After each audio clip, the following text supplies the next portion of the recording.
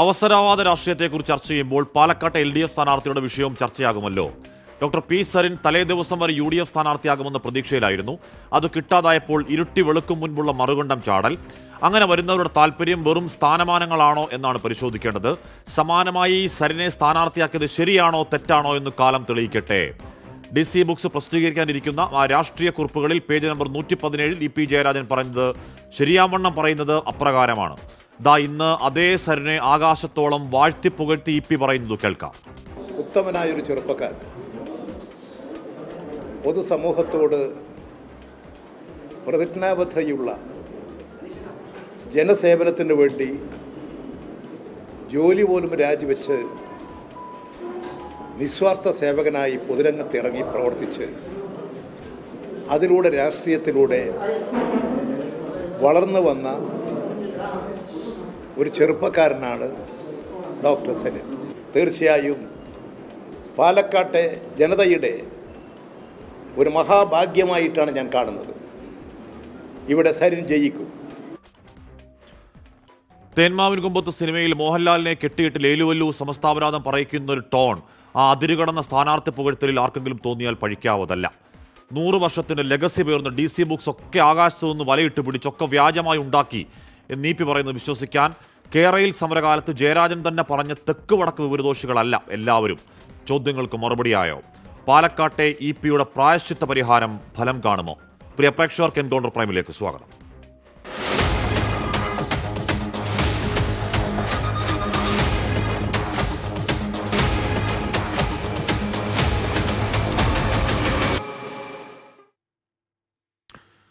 Shri Abin Varkey, Shri Ullas Babu, advocate BN Haskar എന്നിവർ ചർച്ചയിൽ ചേരുന്നു. ശ്രീ അബിൻ വർക്കി, ഇന്നിപ്പോൾ വാർത്താ സമ്മേളനത്തിൽ ഡോക്ടർ പി സരിൻ കേരളത്തിലെ എന്ന രാജ്യത്തെ തന്നെ ഏറ്റവും നല്ല സ്ഥാനാർത്ഥിയാണ് എന്ന് പുകഴ്ത്തുന്നു. അതിനുശേഷം വൈകിട്ട് നടന്ന മഴയത്ത് അല്പം മുടങ്ങിയെന്ന് തോന്നുന്നു. എങ്കിൽ കൂടിയും അദ്ദേഹത്തിനുള്ള അവസരത്തിൽ പി സരിൻ ഏറ്റവും മഹാനായ സ്ഥാനാർത്ഥിയാണ്. ആ സ്ഥാനാർത്ഥിയെ പാലക്കാടിന് കിട്ടുന്നത് പാലക്കാടിൻ്റെ അങ്ങേയറ്റത്തെ ഭാഗ്യമാണ് എന്നൊക്കെ EP ജയരാജൻ പറയുന്നുണ്ട്.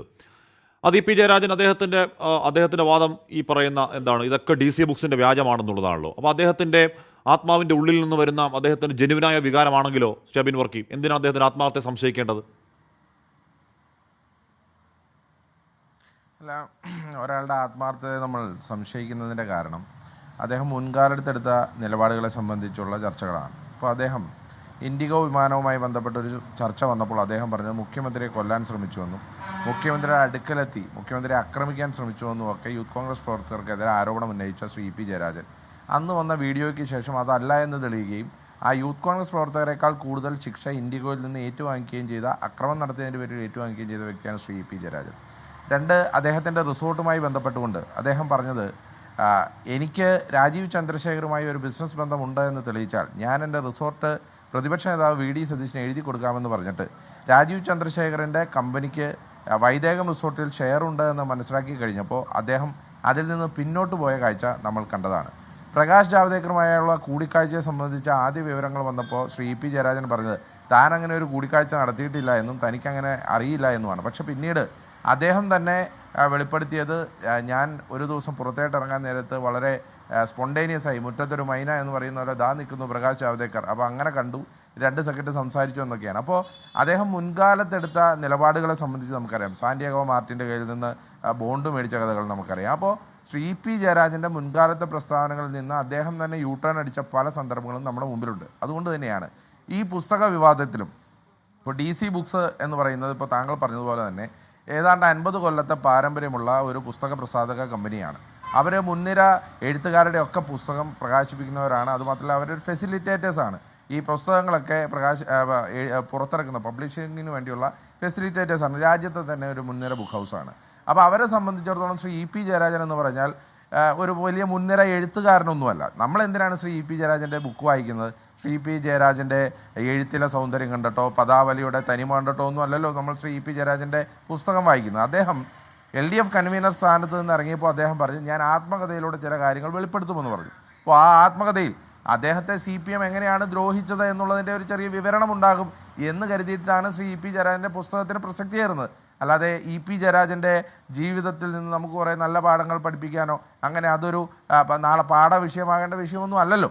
അപ്പോൾ ശ്രീ പി ജയരാജനെ സംബന്ധിച്ചിടത്തോളം ഇദ്ദേഹത്തിൻ്റെ പുസ്തകത്തിൽ ഉണ്ടാകേണ്ടത് LDF കൺവീനർ സ്ഥാനത്ത് നിന്ന് അദ്ദേഹം മാറാനിടയായ സാഹചര്യം, അദ്ദേഹത്തിന് CPM സംസ്ഥാന സെക്രട്ടറി ആകാൻ പറ്റാത്തതിൻ്റെ ചില വിഷയങ്ങൾ, അദ്ദേഹം തന്നെ പല സ്വകാര്യ സദസ്സുകളിലും പറയുന്നത് ശ്രീ MV ഗോവിന്ദൻ എന്ന് പറഞ്ഞാൽ അദ്ദേഹത്തെക്കാൾ വളരെ ജൂനിയറായ വ്യക്തിയാണെന്നും അദ്ദേഹം 12 കൊല്ലം പാർട്ടി സെക്രട്ടറിയായി ഈ പാർട്ടിയെ അടിച്ചും തരച്ചും പല അക്രമങ്ങളിലൂടെയും മുന്നോട്ട് നയിച്ചപ്പോൾ ശ്രീ MV ഗോവിന്ദൻ വായിൽ കൊള്ളാത്ത കുറേ വാക്കുകളെടുത്ത് ക്ലാസ്സുകളെടുത്ത ഒരു വിദ്വാനാണ് എന്നൊക്കെയാണ് അദ്ദേഹം സ്വകാര്യ സംഭാഷണങ്ങളിൽ പറഞ്ഞതായി ഞാൻ കേട്ടിട്ടുള്ളത്. സബ്ജക്ട് ടു കറക്ഷൻ, എൻ്റെ കയ്യിൽ അതിൻ്റെ ഫസ്റ്റ് ഹാൻഡ് തെളിവൊന്നുമില്ല. അപ്പോൾ ശ്രീ EP ജയരാജനെ സംബന്ധിച്ചിടത്തോളം മന്ത്രിസഭയിൽ നിന്ന് 2ാം മന്ത്രിസഭയിൽ അംഗത്വം കിട്ടാതെ വന്നപ്പോൾ, പാർട്ടി സെക്രട്ടറി സ്ഥാനത്ത് നിന്ന് മാറ്റി നിർത്തപ്പെട്ടപ്പോൾ, LDF കൺവീനർ സ്ഥാനത്ത് നിന്ന് മാറ്റി നിർത്തപ്പെട്ടപ്പോൾ, വൈദേഹൻ റിസോർട്ടുമായി ബന്ധപ്പെട്ട് അദ്ദേഹത്തിന് തന്നെ പാർട്ടിക്കാർ കണ്ണൂർ ജില്ലാ കമ്മിറ്റിയിൽ ആരോപണം ഉന്നയിച്ചപ്പോൾ, അപ്പോൾ ഇതിനൊക്കെ സംബന്ധിച്ച് ശ്രീ പി ജയരാജന് വലിയ അമർഷമുണ്ട് എന്നുള്ളത് ആദ്യമായി പൊതുസമൂഹത്തിൽ വരുന്ന വാർത്തയല്ല, ഇതിനു മുമ്പും വന്നിട്ടുണ്ട്. അപ്പോൾ ഈ വാർത്തകളെക്കുറിച്ചൊക്കെ ശ്രീ EP ജയരാജൻ അന്ന് ചോദിച്ചപ്പോൾ പറഞ്ഞത് ഞാൻ ആത്മകഥയിലൂടെ വെളിപ്പെടുത്തുമെന്നാണ്. അപ്പോൾ അദ്ദേഹത്തിൻ്റെ ആത്മകഥയിൽ ഇതൊക്കെ വരുന്നത് സ്വാഭാവികമാണ്. ആ സ്വാഭാവികതയിലാണ് നമ്മൾ ഈ ആത്മകഥ വായിക്കുന്നത്. പിന്നെ ഇതിനകത്ത് ഈ ആത്മകഥ എങ്ങനെ ചോർന്നു എന്നുള്ളതാണ് പ്രശ്നമെങ്കിൽ അത് 3 സ്ഥലത്ത് നിന്നാണ് ചോരുള്ളൂ.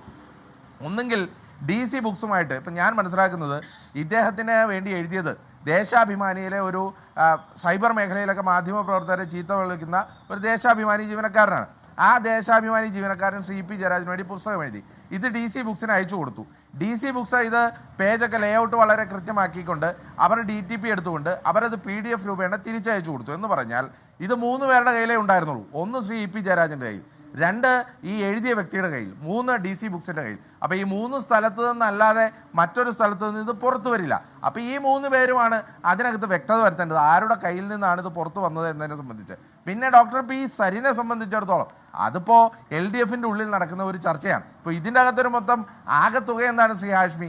EP ജയരാജൻ സരിനെ തെറി പറഞ്ഞോ? വളരെ വ്യക്തമായി തെറി പറഞ്ഞു. കാരണം എന്താ, കേരളത്തിലെ ആളുകൾക്ക് മുഴുവൻ മനസ്സിലായി പി സരിൻ എന്ന് പറഞ്ഞാൽ വയ്യാവേലി സ്ഥാനാർത്ഥിയാണ് എന്നുള്ളത് EP ജയരാജൻ്റെ ഒരഭിപ്രായമാണ് എന്നുള്ളത് കേരളത്തിലെ മുഴുവൻ ആളുകൾക്കും മനസ്സിലായി. എന്നാൽ EP ജയരാജൻ ഔദ്യോഗികമായി, നിയമപരമായി, സംഘടനാപരമായി സരിനെ കുറിച്ച് മോശം പറഞ്ഞു ഇല്ല. കാരണം അദ്ദേഹം ഇപ്പോഴും പറയുന്നത് ഞാൻ അറിഞ്ഞുകൊണ്ടല്ല ആ പുസ്തകം ഇറക്കിയതെന്നുള്ളതാണ്. അപ്പോൾ EP ജയരാജൻ്റെ ഒരു തന്ത്രം മാത്രമായിരുന്നു അത് കൃത്യമായി അദ്ദേഹം കഴിഞ്ഞ ലോക്സഭാ തെരഞ്ഞെടുപ്പിൻ്റെ ദിവസം തന്നെയാണ് പ്രകാശ് ജാവ്ദേക്കറുമായുള്ള കൂടിക്കാഴ്ചയെ സംബന്ധിച്ച് അദ്ദേഹം പുറത്തുവിട്ടത്. അതുപോലെ തന്നെ ഈ തെരഞ്ഞെടുപ്പിൻ്റെ അതേ ദിവസവും അദ്ദേഹം സരിന് വേണ്ടിയിട്ട്, അല്ലെങ്കിൽ സരിനെതിരായിട്ടുള്ള അദ്ദേഹത്തിൻ്റെ അമർഷം, ഈ പാർട്ടിക്കെതിരായിട്ടുള്ള അമർഷം, എങ്ങനെയെങ്കിലും ചേലക്കരയിലും വയനാട്ടിലും ഞങ്ങൾ വൻ ഭൂരിപക്ഷത്തോടുകൂടി ജയിക്കണമെന്നുള്ള അദ്ദേഹത്തിൻ്റെ ആഗ്രഹം, പാലക്കാട് UDF ജയിക്കണമെന്നും അതുവഴി പിണറായി വിജയനും ഗോവിന്ദനും ഒരു പണി കിട്ടണമെന്നുള്ള അദ്ദേഹത്തിൻ്റെ ആഗ്രഹം, ആ ആഗ്രഹം അദ്ദേഹം സഫലീകരിച്ചു. ബുദ്ധിമാനായ ശ്രീ EP ജയരാജൻ, നിങ്ങളൊക്കെ EP ജയരാജനെ കോമഡി കഥാപാത്രവും ഒരു മറ്റേ ബുദ്ധിശൂന്യതയുടെ പ്രതീകമായിട്ടൊക്കെ ഈ സൈബർ ഇടത്തിലെ ട്രോളർമാരൊക്കെ വിശേഷിപ്പിക്കുമ്പോൾ ഞാൻ പറയുന്നു ശ്രീ EP ജയരാജൻ വളരെ ബുദ്ധിമാനായ രാഷ്ട്രീയക്കാരനാണ്. അദ്ദേഹത്തിൻ്റെ കടമ നിറവേറ്റി, തോൽവി അദ്ദേഹം CPMന് വേണ്ടി ഉറപ്പാക്കി, അദ്ദേഹത്തിൻ്റെ ഭാഗം അദ്ദേഹം ക്ലിയർ ചെയ്യുകയും ചെയ്തു. അതാണ് ഇതിൻ്റെ ആകത്തുക. BN ഹസ്കർ, താങ്കളും അത് വായിച്ചിട്ടുണ്ടാകുമെന്നാണ് ഞാൻ കരുതുന്നത്. എല്ലാവരും അത് വായിക്കുന്നുണ്ട്. ഹസ്കർ, ഇതാ അവിടെ അതിന് 1ാമത്തെ പേജിൽ തന്നെ ഈ പറയുന്ന എന്താണ്, ഇത് ആത്മകഥയോ ഇങ്ങനെയാണ് പറഞ്ഞു വരുന്നത്. എന്താണ് ഇത് ആത്മകഥയോ ജീവചരിത്രമോ അനുഭവക്കുറിപ്പോ ഒന്നുമല്ല, മറിച്ച് മനസ്സിൽ തോന്നുന്നതും അനുഭവിച്ചതുമായ കാര്യങ്ങളെക്കുറിച്ചുള്ള തുറന്നെഴുത്ത് മാത്രം. ഇതൊരിക്കലും ഞാൻ സ്നേഹിക്കുന്ന, ഞാൻ വിശ്വസിക്കുന്ന പ്രസ്ഥാനത്തിന് നിലപാടുകൾക്കെതിരാകില്ല. തുറന്നെഴുതുമ്പോൾ ചിലപ്പോൾ ചില വിമർശനങ്ങൾ ഉണ്ടാകില്ല എന്നല്ല, അതൊന്നും വ്യക്തിപരമായ കടന്നാക്രമണവുമല്ല, ആരെയും വേദനിപ്പിക്കാനുള്ള കുറിപ്പും വരുന്നത്. അതേസമയം ആർക്കെങ്കിലും വേദനിച്ചാൽ അത് മനഃപൂർവ്വമല്ലെന്നും മുൻകൂർ ജാമ്യം എടുക്കട്ടെ എന്നൊക്കെ പറഞ്ഞ് EP ജയരാജൻ അദ്ദേഹത്തിൻ്റെ തീർത്തും വൈയക്തികമായ കാര്യങ്ങൾ തുടങ്ങി അദ്ദേഹത്തിൻ്റെ രാഷ്ട്രീയ വ്യവഹാര വഴികൾ കൂടി ഇങ്ങോട്ടേക്ക് വന്ന് എന്ന് പറഞ്ഞാൽ EP ജയരാജന് മാത്രം പറയാൻ കഴിയുന്ന, EP ജയരാജന് മാത്രം എഴുതാൻ കഴിയുന്ന, അല്ലെങ്കിൽ EP ജയരാജൻ പറയുന്നത് കേട്ട ഒരാൾക്ക് എഴുതാൻ മാത്രം കഴിയുന്ന വിവരങ്ങൾ, ഇത് മൊത്തം 1974 സ്ഥാപിതമായി ഇന്നേ വരെ ഇത്തരത്തിലുള്ള ഒരാരോപണം കേട്ടിട്ടില്ലാത്ത DC അന്തരീക്ഷത്തിൽ നിന്ന് വ്യാജമായി മൊത്തം എഴുതി ഉണ്ടാക്കി. അതിന് മാധ്യമങ്ങൾ, 24 അടക്കമുള്ള മാധ്യമങ്ങൾ എന്തോ ഗൂഢാലോചന നടത്തി എന്നൊക്കെ ഉണ്ടയില്ല വെടിവെച്ചാൽ അതിന് മറുപടിയാകുമോ ശ്രീ അഡ്വക്കേറ്റ് BN ഹസ്കർ? അതിന് പാവപരിഹാരം എന്ന വണ്ണം അവിടെ പോയി സരിൻ ലോകത്തെ ഏറ്റവും നല്ല സ്ഥാനാർത്ഥിയാണ് എന്ന് പറഞ്ഞാൽ പിന്നെയും അപഹാസ്യനാവുകയല്ലേ പാർട്ടിയും EP ജയരാജനും? ശ്രീ ഹസ്കർ. ഹാഷ്മി, മലയാള സാഹിത്യശാഖയിൽ ആത്മകഥ പ്രസ്ഥാനത്തിന് വലിയ തോതിൽ ഒരു പിന്തുണ ലഭിക്കുന്ന ഒരു കാലഘട്ടത്തിലാണുള്ളത്. സ്വാഭാവികമായും ആത്മകഥ തനിക്ക് ചുറ്റും ലോകം കറങ്ങുന്നു എന്ന് വിശ്വസിക്കുന്നവർ മാത്രം എഴുതുന്നു എന്ന് പണ്ട് വി കെ കൃഷ്ണമേനോൻ പറഞ്ഞതാണ് ഇപ്പോൾ എനിക്ക് ഓർമ്മ വരുന്നത്. അപ്പോൾ സ്വാഭാവികമായും ആത്മകഥാപരമായിട്ട് വിവരങ്ങൾ എഴുതുകയും അതിൻ്റെ സത്യസന്ധതയെ സംബന്ധിച്ചും നമുക്ക് വലിയ സംശയം തോന്നുന്ന ഒരു കാലഘട്ടം കൂടിയാണ്. പലപ്പോഴും ഇപ്പോൾ പുസ്തക പ്രസാധന രംഗത്തെ കിടമത്സരത്തിനെ തുടർന്നും പുസ്തക പ്രസാധന രംഗത്തെ മത്സരങ്ങളെ തുടർന്നും ഇപ്പോൾ ആത്മകഥ എഴുതുക എന്ന് പറയുന്നത് കൂലി എഴുത്തുകാർ എഴുതി നൽകുന്ന ആത്മകഥ പ്രസിദ്ധീകരിക്കുന്ന പ്രസാധകരാണ് മഹാഭൂരിപക്ഷവും ഇന്ന് കേരളത്തിലുള്ളത്. സ്വാഭാവികമായും അത്തരത്തിൽ ആത്മകഥ മരണപ്പെട്ടു പോയതിന് ശേഷവും പുറത്തു വരുന്ന ഒരു കാലഘട്ടത്തിലാണ് നാം ജീവിക്കുന്നത്. അപ്പോൾ ആത്മകഥയെ സംബന്ധിച്ച് അതിൻ്റെ സത്യസന്ധതയെ സംബന്ധിച്ച് ഇപ്പോൾ ഒടുവിൽ വന്നിട്ടുള്ളത് അതിൻ്റെ ടൈറ്റിൽ പോലും ഒരു സ്വയം അപഹാസ്യനാകാൻ ഒരിക്കൽ പോലും EPA പോലൊരാൾ തയ്യാറാവില്ല. കട്ടൻ ചായയും പരിപ്പുവടയും ഒരു കമ്മ്യൂണിസ്റ്റുകാരൻ്റെ ജീവിതവും എന്നൊക്കെ പറയുന്നത് അത്ര സൂചനകമായിട്ടുള്ള ഒരു ആത്മകഥ ശീർഷകമാണെന്ന് കരുതാൻ നമുക്കാവില്ല. അപ്പോൾ സ്വാഭാവികമായും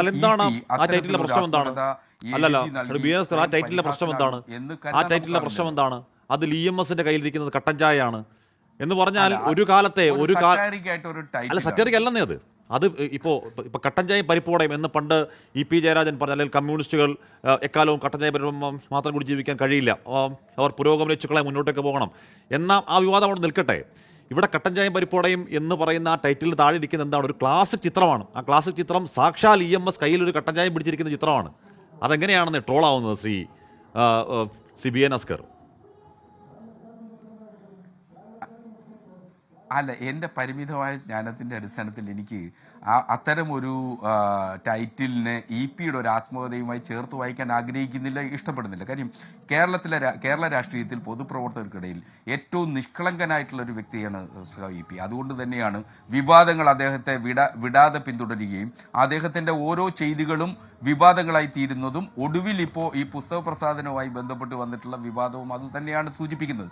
ഇവിടെ EP വളരെ കൃത്യമായിട്ട് അദ്ദേഹത്തിൻ്റെ നിലപാട് പറഞ്ഞു കഴിഞ്ഞു. അദ്ദേഹത്തിൻ്റെതല്ല, അദ്ദേഹം പറഞ്ഞു കൊടുത്തതോ എഴുതിയതായിട്ടുള്ളതോ അല്ല, താൻ ആത്മകഥ എഴുതുന്നതേ ഉള്ളൂ, അത് തുടർന്നു കൊണ്ടേയിരിക്കുന്നു എന്ന് അദ്ദേഹം പറയുമ്പോൾ അത് വിശ്വസിക്കുകയല്ലേ നാം ചെയ്യേണ്ടത്?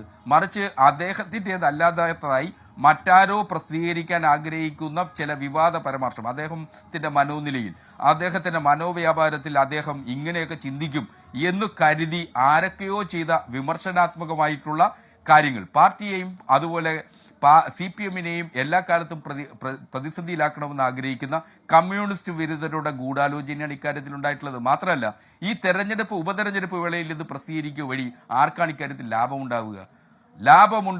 കേരളത്തിലെ കോൺഗ്രസിന് മാത്രമല്ലേ? അപ്പോൾ ആരായിരിക്കും ഇതിന്റെ പിന്നിലെന്ന് വളരെ കൃത്യമായി EP ഇന്ന് മാധ്യമങ്ങളോട് പറഞ്ഞിരിക്കുന്നല്ലോ. അദ്ദേഹം അതിനെ സംബന്ധിച്ച് തൻ്റേതായിരുന്നുവെങ്കിൽ അദ്ദേഹം ഇങ്ങനെ ഒരു പരാതിയും, അതുപോലെ സാമൂഹ്യ മാധ്യമങ്ങളിൽ അടക്കം DC നൽകിയിട്ടുള്ള പ്രൊമോഷൻസ് അടക്കം നിർത്തിവെക്കണമെന്ന് ആവശ്യപ്പെട്ടുകൊണ്ട് നോട്ടീസ് അയക്കാൻ അദ്ദേഹം തയ്യാറാകുമോ?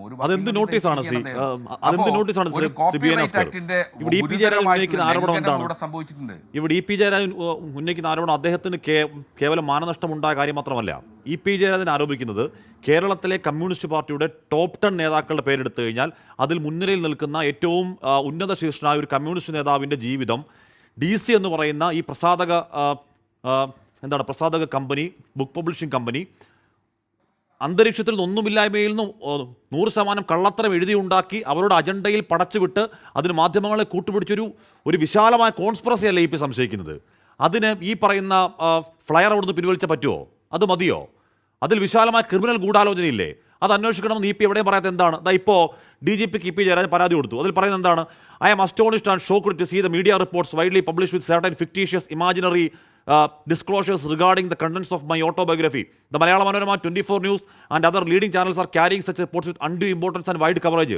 DC-ക്കെതിരെയാണ് പരാതിയെങ്കിൽ DC എന്താണ് അവരുടെ ദുഷ്ടലക്ഷ്യത്തിൽ അവർ പടച്ചുണ്ടാക്കിയതാണ് തൻ്റെ ആത്മകഥ എന്നാണ് EPയുടെ സത്യസന്ധമായ പരാതിയെങ്കിൽ DGPക്ക് കൊടുക്കുന്ന പരാതിയിൽ DC എന്നൊരു വാക്കില്ലാത്ത എന്തുകൊണ്ടാണ് ശ്രീ BN അസ്കർ?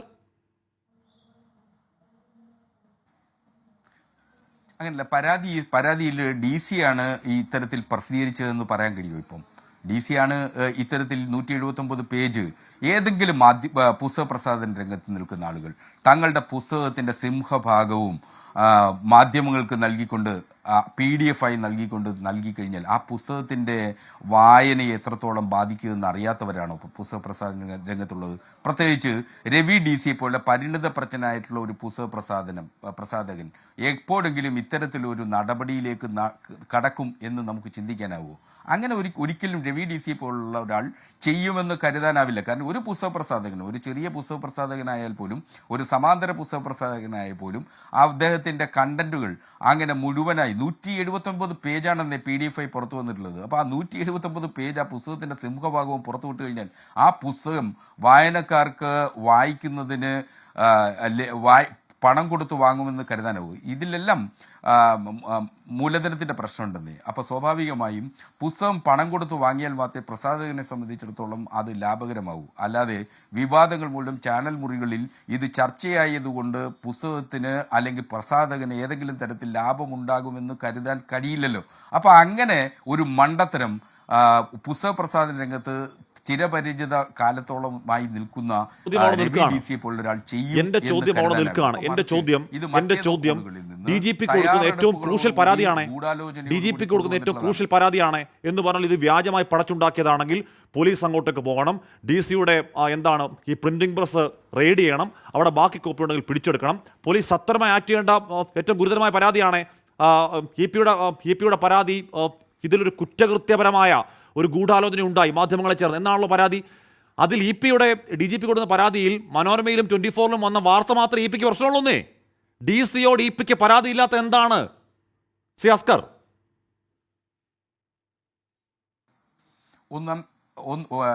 ഹാഷ്മി, അങ്ങേക്ക് അറിയാവുന്നതാണ്, പുസ്തക പ്രസാധന രംഗത്ത് പുസ്തകം ഒരു എഴുത്തുകാരനുമായി എപ്പോഴും പ്രസാധകർ നടത്തുന്നത് പരമപ്രധാനമായി ചെയ്യാറുള്ളത് ഒരു കരാറാണ്. ഇത്തരത്തിലൊരു കരാറുണ്ടെങ്കിൽ DC-ക്ക് ആ കരാർ പുറത്തുവിട്ടാൽ ഇന്ന് വരെ പറഞ്ഞിട്ടുള്ള എന്റെ ചോദ്യം അതേയല്ല. DGP രണ്ടാമത്തെ പാരഗ്രാഫ് EP പറയുന്നു, the forced act of forgery, preparation of forged document and using it as genuine by giving wide publicity is likely to have wide impact in the social and political arena of the state. Hence the complaint is preferred for a proper investigation and registration of crime against its perpetrators. എന്തുകൊണ്ടാണ് Shri BN Haskar എന്താണ് ഈ പറയുന്ന EP Jayarajan അനുവാദം വാങ്ങാതെ, EP Jayarajan അറിയാതെ, കേരളത്തിലെ രാഷ്ട്രീയ നേതാക്കൾ ഒന്നും അറിയാതെ EP ജയരാജന്റെ പേരിൽ ഒരു ആത്മകഥ പച്ചക്കള്ളമായി പടച്ചുണ്ടാക്കിയ DC-യുടെ പേര് EP കൊടുക്കുന്ന പരാതിയിൽ കമാന്ന് മിണ്ടാത്തത്? ഹസ്കർ, അങ്ങനെയല്ല. ഇതിൽ EP നൽകിയിട്ടുള്ള പരാതി വളരെ കൃത്യമല്ലേ? അതിൽ രവി DC ആണ് ഈ 179 പരാതിയിൽ EP ജയരാജന്റെ ആശങ്ക എന്താണ്? ആ പരാതിയിൽ EP ജയരാജന്റെ ആശങ്ക ഈ വാർത്ത മാധ്യമങ്ങളിൽ വന്നു, അത് മാത്രമേ ആശങ്കയുള്ളൂ EP ജയരാജൻ. അല്ലാതെ DC ബുക്സ് ഇത് എന്താണ് വാർത്താ സമ്മേളനത്തിൽ EP ജയരാജൻ പറയും മട്ടിൽ DC ബുക്സ് ഇത് അതിഗുരുതരമായ ഗൂഢാലോചന ഉണ്ടാക്കി എന്ന പരാതി DGP കൊടുക്കുന്ന പരാതിയിൽ EP-ക്ക് ഇല്ലാന്നേ. ആ മൗനം എന്തിനാണ് DC-യോട്? DC-ക്ക് തിരിച്ചു വരും മൗനം എന്തിനാണ്? DC ബുക്സ് ഹാഷ്മി, DC ബുക്സുമായി ഒരു കരാറിൽ ഏർപ്പെട്ടിട്ടില്ലല്ലോ EP. അപ്പോൾ EP-യുടേതായ ഈ DC ബുക്സ് പറയുന്ന ഫ്ലെയർ ഒഴിച്ച് മറ്റൊന്നും ഈ DC ബുക്സ് പ്രസിദ്ധീകരിക്കേണ്ട ആവശ്യമില്ലല്ലോ. DC ബുക്സിന് ഇല്ലല്ലോ. അങ്ങനെയാണെങ്കിൽ അഡ്വക്കേറ്റ് K വിശ്വൻ മുഖാന്തരം DC ബുക്സിന് എന്തിനാണ് നോട്ടീസ് അയക്കുന്നത് EP? DC ബുക്സിന്റെ പരാതി ഇല്ലെങ്കിൽ ഫ്ലെയറുകൾ പിൻവലിക്കാൻ ആ നോട്ടീസ് അങ്ങ് പരിശോധിക്കൂ. ഫ്ലെയറുകൾ പിൻവലിക്കണം. എല്ലാ സോഷ്യൽ മീഡിയ സാമൂഹ്യ മാധ്യമങ്ങളിലും DC ബുക്സ് നടത്തിയിട്ടുള്ള ചുരുക്കത്തിൽ ഈ പറയുന്ന ഗൂഢാലോചനയും ചുരുക്കത്തിൽ ഈ പറയുന്ന ഈ പറയുന്ന വ്യാജമായി ഉണ്ടാക്കിയതാണെന്ന വാദവും മാധ്യമങ്ങളെ കൂട്ടുപിടിച്ചുകൊണ്ട് EP നശിപ്പിക്കാൻ, പാർട്ടിയെ നശിപ്പിക്കാൻ എന്തോ മാരകമായ അന്താരാഷ്ട്ര ഗൂഢാലോചന എന്നുള്ളത് EP വാക്കുകളിൽ പറയുന്ന വെറും ഗീർവാണം മാത്രമാണ്. പരാതികളിൽ ഈ പറയുന്ന കോൺസ്പിറസിയോ ഈ പറയുന്ന ഗുരുതര പ്രശ്നങ്ങളോ ഈ പറയുന്ന കുറ്റകൃത്യങ്ങളോ ഒന്നും ഇല്ല. കണ്ണിപ്പൊടിയിടല്ലേ, ഐവാഷല്ലേ ഈ പരാതിയൊക്കെ ശ്രീ അസ്കർ?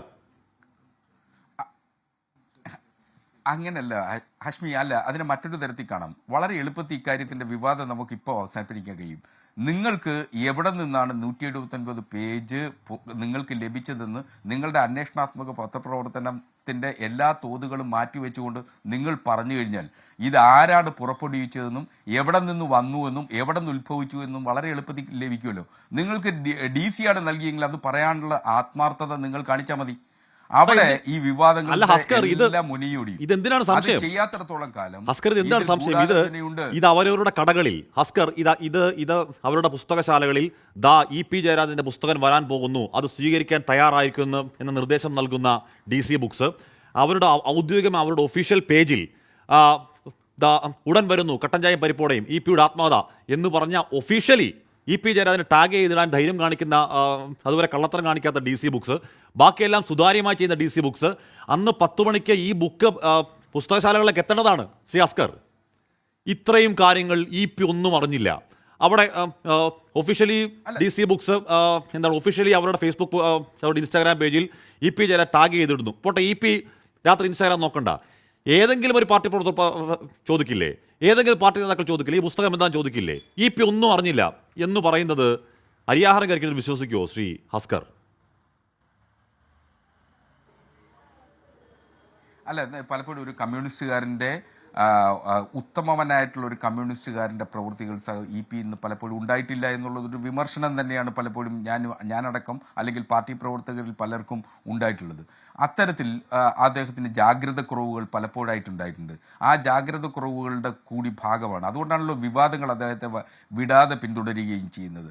അതുതന്നെയാണ് ഇപ്പോഴും സംഭവിച്ചിട്ടുള്ളത്. അദ്ദേഹം എഴുതാത്തതോ അദ്ദേഹം പറയാത്തതോ ആയിട്ടുള്ള കാര്യങ്ങൾ അദ്ദേഹത്തിൻ്റെതായി വരുന്നു എന്നുള്ളതാണ് ഈ വിവാദങ്ങളുടെ മുഴുവൻ പശ്ചാത്തലം. CPM-നെ പടുത്തുയർത്തുന്നതിലും CPM-ന്റെ ഓരോ ചുടുകട്ട അടുക്കുന്നത് പോലെ ഈ CPM-നെ കെട്ടിപ്പടുത്തുന്നതിലും നിശ്ചയദാർഢ്യത്തോടുകൂടി പങ്കുവഹിച്ചിട്ടുള്ള ഒരു നേതാവ് തന്നെയാണ് സഖാവ് EP. ഒരു സംശയ കാര്യത്തിൽ വേണ്ട.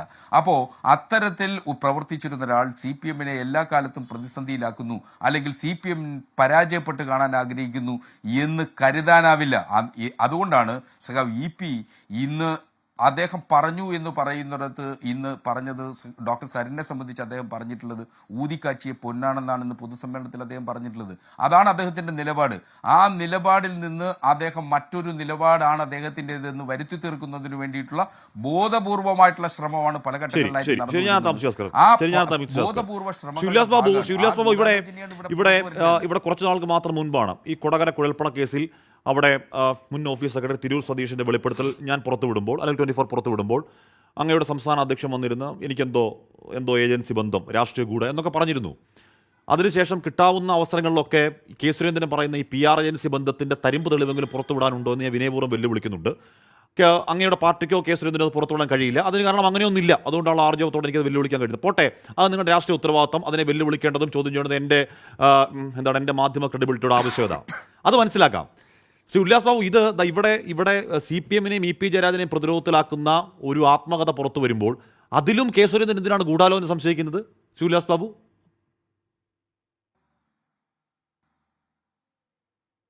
അല്ല, ഇതിൽ ഗൂഢാലോചനയുണ്ട് എന്ന് ആദ്യം പറഞ്ഞതാരാണ്?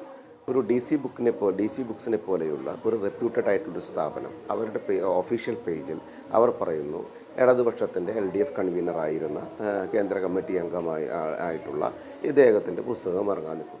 സ്വാഭാവികമായിട്ട് നിങ്ങൾ തെരഞ്ഞെടുപ്പ് കാലത്ത് നിങ്ങൾ ഈ വിഷയങ്ങൾ, തെരഞ്ഞെടുപ്പിൻ്റെ അന്ന് കാലത്ത് നിങ്ങൾ അതിലെ ഉള്ളടക്കങ്ങൾ സ്വാഭാവികമായിട്ട് നിങ്ങൾ ചാനലുകൾ പുറത്തുവിടുന്നു. എനിക്ക് തോന്നുന്നു 24 ആയിരിക്കും അത് ആദ്യം പുറത്തുവിട്ടിട്ടുണ്ടാകും. അങ്ങനെ നിങ്ങളിങ്ങനെ പുറത്തുവിട്ടുകൊണ്ടിരിക്കുന്ന സമയത്ത് അദ്ദേഹം ഒരു തരത്തിലുള്ളൊരു പ്രയാസം കൂടാതെ പറയുന്നു, ഇത് എൻ്റെ പുസ്തകമല്ല, ഇത് ഞാൻ എഴുതിയിട്ടില്ല, ഇത്യാദി കാര്യങ്ങൾ ഒരു കേന്ദ്ര കമ്മിറ്റി അംഗമായിട്ടുള്ള ഇടതുപക്ഷത്തിൻ്റെ ഒരു പ്രമുഖനായിട്ടുള്ള ഒരു നേതാവ് സ്വാഭാവികമായിട്ട് പറയുമ്പോൾ അവിടെ കേരളത്തിലെ ജനങ്ങൾ, മാധ്യമങ്ങൾ പുറത്തുവിട്ടൊരു വിഷയം, അദ്ദേഹം പറഞ്ഞെന്താ, മാധ്യമങ്ങൾക്ക് എതിരെ പോലും ഞാൻ കേസെടുക്കും, കാരണം ഞാൻ എഴുതി തീരാത്തൊരു പുസ്തകം, ഞാൻ ചട്ട ഡിസൈൻ കാണാത്തൊരു പുസ്തകം, ഞാൻ അതിൻ്റെ ഹെഡ് പേജ് എഴുതാത്തൊരു പുസ്തകം, ഇത്യാദി കാര്യങ്ങളാണ്. ഇതിൽ യാഥാർത്ഥ്യമായിട്ടുള്ളൊരു കാര്യം എന്താ വെച്ചാൽ, EP ജയരാജൻ പറഞ്ഞ കാര്യം കേരളത്തിലെ ഇടതുപക്ഷത്തിലെ സാധാരണക്കാരായിട്ടുള്ള ജനവിഭാഗങ്ങൾ എല്ലാവരും പറയാൻ ആഗ്രഹിച്ച കാര്യങ്ങളാണ്. അതിലെ ഉള്ളടക്കം എന്ന് പറഞ്ഞ് പുറത്തു വന്ന കാര്യം, അതെല്ലാവരും പറയാൻ ആഗ്രഹിക്കുന്ന കാര്യം, അത് ജയരാജൻ പറഞ്ഞിട്ടുണ്ട് എന്ന് മാത്രം. ഇതിനകത്ത് ഗൂഢാലോചന എന്ന് പറയപ്പെടുന്ന സമയത്ത് EP ജയരാജൻ പറഞ്ഞത് ഞാൻ വിട്ടിട്ടില്ല. DC ബുക്സിൽ നിന്ന് എന്താ പറഞ്ഞത്? അദ്ദേഹം പറഞ്ഞ വാക്ക് ഞാൻ കേട്ടു, ഞാനൊരു പബ്ലിക് ഫിഗർ അല്ല, ഞാനൊരു പബ്ലിക് ഫേസ് അല്ല, അതുകൊണ്ട് തന്നെ പബ്ലിക് ഫേസുകളെ ഞാൻ ബഹുമാനിക്കുന്നു, അതുകൊണ്ട് എനിക്ക് കൂടുതൽ കമൻറ്റുകളൊന്നുമില്ല. അപ്പോൾ അതിൻ്റെ അർത്ഥം അദ്ദേഹം അത് കൊടുത്തിട്ടില്ല എന്നുള്ളതല്ല. സ്വാഭാവികമായിട്ട് ഇതിൻ്റെ പുറകിൽ അദ്ദേഹം എഴുതിയത് തന്നെയാണോ, അദ്ദേഹത്തിൻ്റെ പുസ്തകം തന്നെയാണോ, അത് തന്നെയാണോ നിങ്ങൾക്ക് കിട്ടിയത്? നിങ്ങൾക്ക് കിട്ടിയ കാര്യങ്ങളും അദ്ദേഹം എഴുതിയതും തമ്മിൽ ശരിയുണ്ടോ? ഇത് DC ബുക്സും അദ്ദേഹവും തമ്മിലുള്ള കൃത്യമായ കരാറുണ്ടോ? ഇത്യാദി കാര്യങ്ങളൊക്കെ സ്വാഭാവികമായിട്ട് ഒരു പുകമറയിൽ നിർത്തേണ്ട ഒരു ആവശ്യകത ആർക്കുമില്ലല്ലോ. അപ്പോൾ ആ പുകമറയ്ക്കകത്ത് നിർത്തി ഇതിനകത്ത് എന്താ പറയുക, യഥാവിധി ഇറങ്ങേണ്ട ഒരു കാര്യങ്ങളെ മറിച്ചുകൊണ്ട് അങ്ങോട്ടും ഇങ്ങോട്ടൊക്കെ ഒരു കൺഫ്യൂഷൻ ക്രിയേറ്റ് ചെയ്യപ്പെടുമ്പോൾ സ്വാഭാവികമായിട്ട് അതിനെ ഗൂഢാലോചന എന്ന് തന്നെയാണ് നമ്മളെല്ലാവരും വിശ്വസിക്കുന്നത്. നമ്മളെല്ലാവരും അതിനെ അങ്ങനെ തന്നെയല്ലേ ചിന്തിക്കാൻ സാധിക്കുള്ളൂ. പിന്നീട് അതിൻ്റെ ഓരോ നമ്മളെ സംബന്ധിച്ചിടത്തോളം BJP ഇപ്പൊ എല്ലാ പാർട്ടികളും അങ്ങനെയാണല്ലോ. ഇപ്പൊ കോൺഗ്രസിനെ പ്രതിരോധത്തിലാക്കുന്ന പാലക്കാട് ഒരു DCCയുടെ കത്ത് പുറത്തു വന്നു. അന്ന് കോൺഗ്രസിന്റെ രാഹുൽ മാങ്കൂട്ടത്തിൽ ആരോപണം എന്താണ്? അത് ആ സ്ഥാനാർത്ഥിക്കെതിരായ ഗൂഢാലോചന. കൊടകര കുഴൽപ്പണ കേസിൽ തിരൂർ സതീഷിന്റെ വെളിപ്പെടുത്തൽ പുറത്തു വന്നു. നിങ്ങളുടെ ആരോപണം എന്താണ്? 24ന്റെ അല്ലെങ്കിൽ ഹാഷ്മിയുടെ ഗൂഢാലോചന. അതത് രാഷ്ട്രീയ പാർട്ടികൾക്ക് പൊള്ളുന്ന വിവരങ്ങൾ പുറത്തു വരുമ്പോൾ അത് നിങ്ങൾ ആരോപിക്കും. അത് നിങ്ങളുടെ ജോലി. സാറേ, ഇത് CPM-ന് പൊള്ളുന്ന, EP ജയരാജന് പൊള്ളുന്ന ആരോപണം വരുമ്പോൾ എന്തിനാണ് BJP അത് കയറി പിടിച്ച് ഗൂഢാലോചന എന്ന് EP ജയരാജന് വേണ്ടി കുടപിടിക്കേണ്ട കാര്യം എന്താണ്? CPM-ന് വേണ്ടി കുടപിടിക്കേണ്ട കാര്യം എന്താണ്? ഉല്ലാസ് ബാബു, ഞാൻ ചോദിച്ചോട്ടെ, CPIM എന്ന് പറയപ്പെടുന്ന രാഷ്ട്രീയ പാർട്ടിയുടെ ഒരു നേതാവ് എന്ന് പറയപ്പെടുന്ന ഒരു വ്യക്തിയുടെ വിഷയം വരുന്ന സമയത്ത് ഇന്ത്യ ഭരിക്കുന്ന BJP-യെ സംബന്ധിച്ച് BJP രാഷ്ട്രീയ പ്രസ്ഥാനം തന്നെയാണ്. BJP-യുടെ സംസ്ഥാന അധ്യക്ഷൻ അതിൽ അഭിപ്രായം പറയുന്നതുകൊണ്ട് പ്രത്യേകിച്ച് തെറ്റുണ്ട് എന്ന് എനിക്കും തോന്നുന്നില്ല. മറ്റുള്ള എല്ലാ കാര്യങ്ങളും ഇപ്പോൾ നിലവിൽ പാലക്കാട് തെരഞ്ഞെടുപ്പാണ്. പാലക്കാട് 20-ാം തീയതി നടക്കുന്ന തെരഞ്ഞെടുപ്പിലാണ്. എല്ലാവരും അങ്ങ് പറഞ്ഞിട്ടുള്ള നിരവധി ഗൂഢാലോചനകളുടെ വിഷയങ്ങളും കാര്യങ്ങളും ഇത്യാദി കാര്യങ്ങളൊക്കെ തെരഞ്ഞെടുപ്പിൻ്റെ ഈ സമയത്തൊന്നും ചർച്ച ചെയ്യാനായിട്ട് എന്തായാലും അതിനല്ലല്ലോ നമ്മൾ സമയം മാറ്റിവെക്കേണ്ടത്. പിന്നെ ഇതിനകത്ത് വളരെ കൃത്യമാണ്. പ്രകാശ് ജാവ്ദേക്കർ കണ്ടതിന് LDF സ്ഥാനത്ത് നിന്ന് പുറത്താക്കപ്പെട്ടു. അല്ല, എന്റെ ചോദ്യം എക്സൈലിന്റെ ചോദ്യം അത് തന്നെയാണ് എന്ന് പറഞ്ഞാൽ, പ്രകാശ് ജാവ്ദേക്കറിനെ കണ്ടതിന് LDF സ്ഥാനത്ത് നിന്ന് പുറത്താക്കപ്പെട്ട EP-യോടുള്ള ഒരു സഹാനുഭൂതിയാണോ K. സുരേന്ദ്രനും BJP-ക്കും EP-യോട്? അതുകൊണ്ടാണോ EP-യുടെ ആത്മകഥ ശരിയാമണ്ണം പുറത്ത്? ഇപ്പൊ അതിന്റെ ടൈമിംഗ് അവിടെ നിൽക്കട്ടെ. DC ബുക്സ് പോലെ 100 വർഷം 1974 ഉണ്ടായത് DC. ഇതുവരെ ഒരുപാട് 100 ആത്മകഥകൾ പ്രസിദ്ധീകരിച്ച ഒരു പുസ്തകം, ഇതുവരെ കേൾക്കാത്ത ആരോപണത്തിൽ എന്താണ് അന്തരീക്ഷത്തിൽ നിന്ന് മൊത്തം DC എഴുതി ഉണ്ടാക്കിയതാണ് എന്ന ഒരു ആർക്കും ദഹിക്കാത്ത വാദം EP ജയരാജൻ ഉന്നയിക്കുമ്പോൾ ഗൂഢാലോചനയാണെന്ന് EP ജയരാജന്റെ വാദത്തോട് K. സുരേന്ദ്രൻ ചേർന്ന് നിൽക്കുന്നത് ജാവ്ദേക്കറിനെ കണ്ടതിന് LDF സ്ഥാനം നഷ്ടപ്പെട്ടു എന്ന ഒരു സഹാനുഭൂതി കൊണ്ടാണോ ഉല്ലാസ് ബാബു? സഹാനുഭൂതിയോ മറ്റുള്ള കാര്യങ്ങളോ അല്ല. സ്വാഭാവികമായിട്ട് ഒരു വിഷയത്തിനകത്ത് ആ വിഷയം നിങ്ങൾ പുറത്തു കൊണ്ടുവരുമ്പോൾ ആ പുസ്തകം എഴുതിയ ആൾ തന്നെ കൃത്യമായി പറയുന്നു, ഞാനത് എഴുതിയിട്ടില്ല, ഞാനത് പുറത്തു വിട്ടിട്ടില്ല, എൻ്റെ പുസ്തകം ഇങ്ങനെയല്ല, എൻ്റെ വരികൾ ഇങ്ങനെയല്ല. എന്നെ കാണാനുണ്ടോ? കറണ്ട് പോയിരുന്നു. കറണ്ട് പോയതാണ്. ഇപ്പോൾ കറണ്ട് വരട്ടെ. ഹലോ, കറണ്ട് പോയി തോന്നുന്നല്ലേ? ശരി, ഞാൻ ഉല്ലാസ് ബാബു അവിടെ കറണ്ട് വരട്ടെ. ശ്രീ അബിൻ വർക്കി, ഇവിടെ എന്താണ് ആ പുസ്തകം അബിൻ മൊത്തം വായിക്കാനുള്ള സമയം ഉണ്ടാകുമോ എന്നറിയില്ല. ആ പുസ്തകത്തിൻ്റെ പല ഭാഗങ്ങളും വായിച്ചു കഴിഞ്ഞാൽ നോക്കൂ, അതിൻ്റെ ഒരു ഭാഗം പറയുന്നത് ഇങ്ങനെയാണ്. എന്താണ് പറയുന്നത്?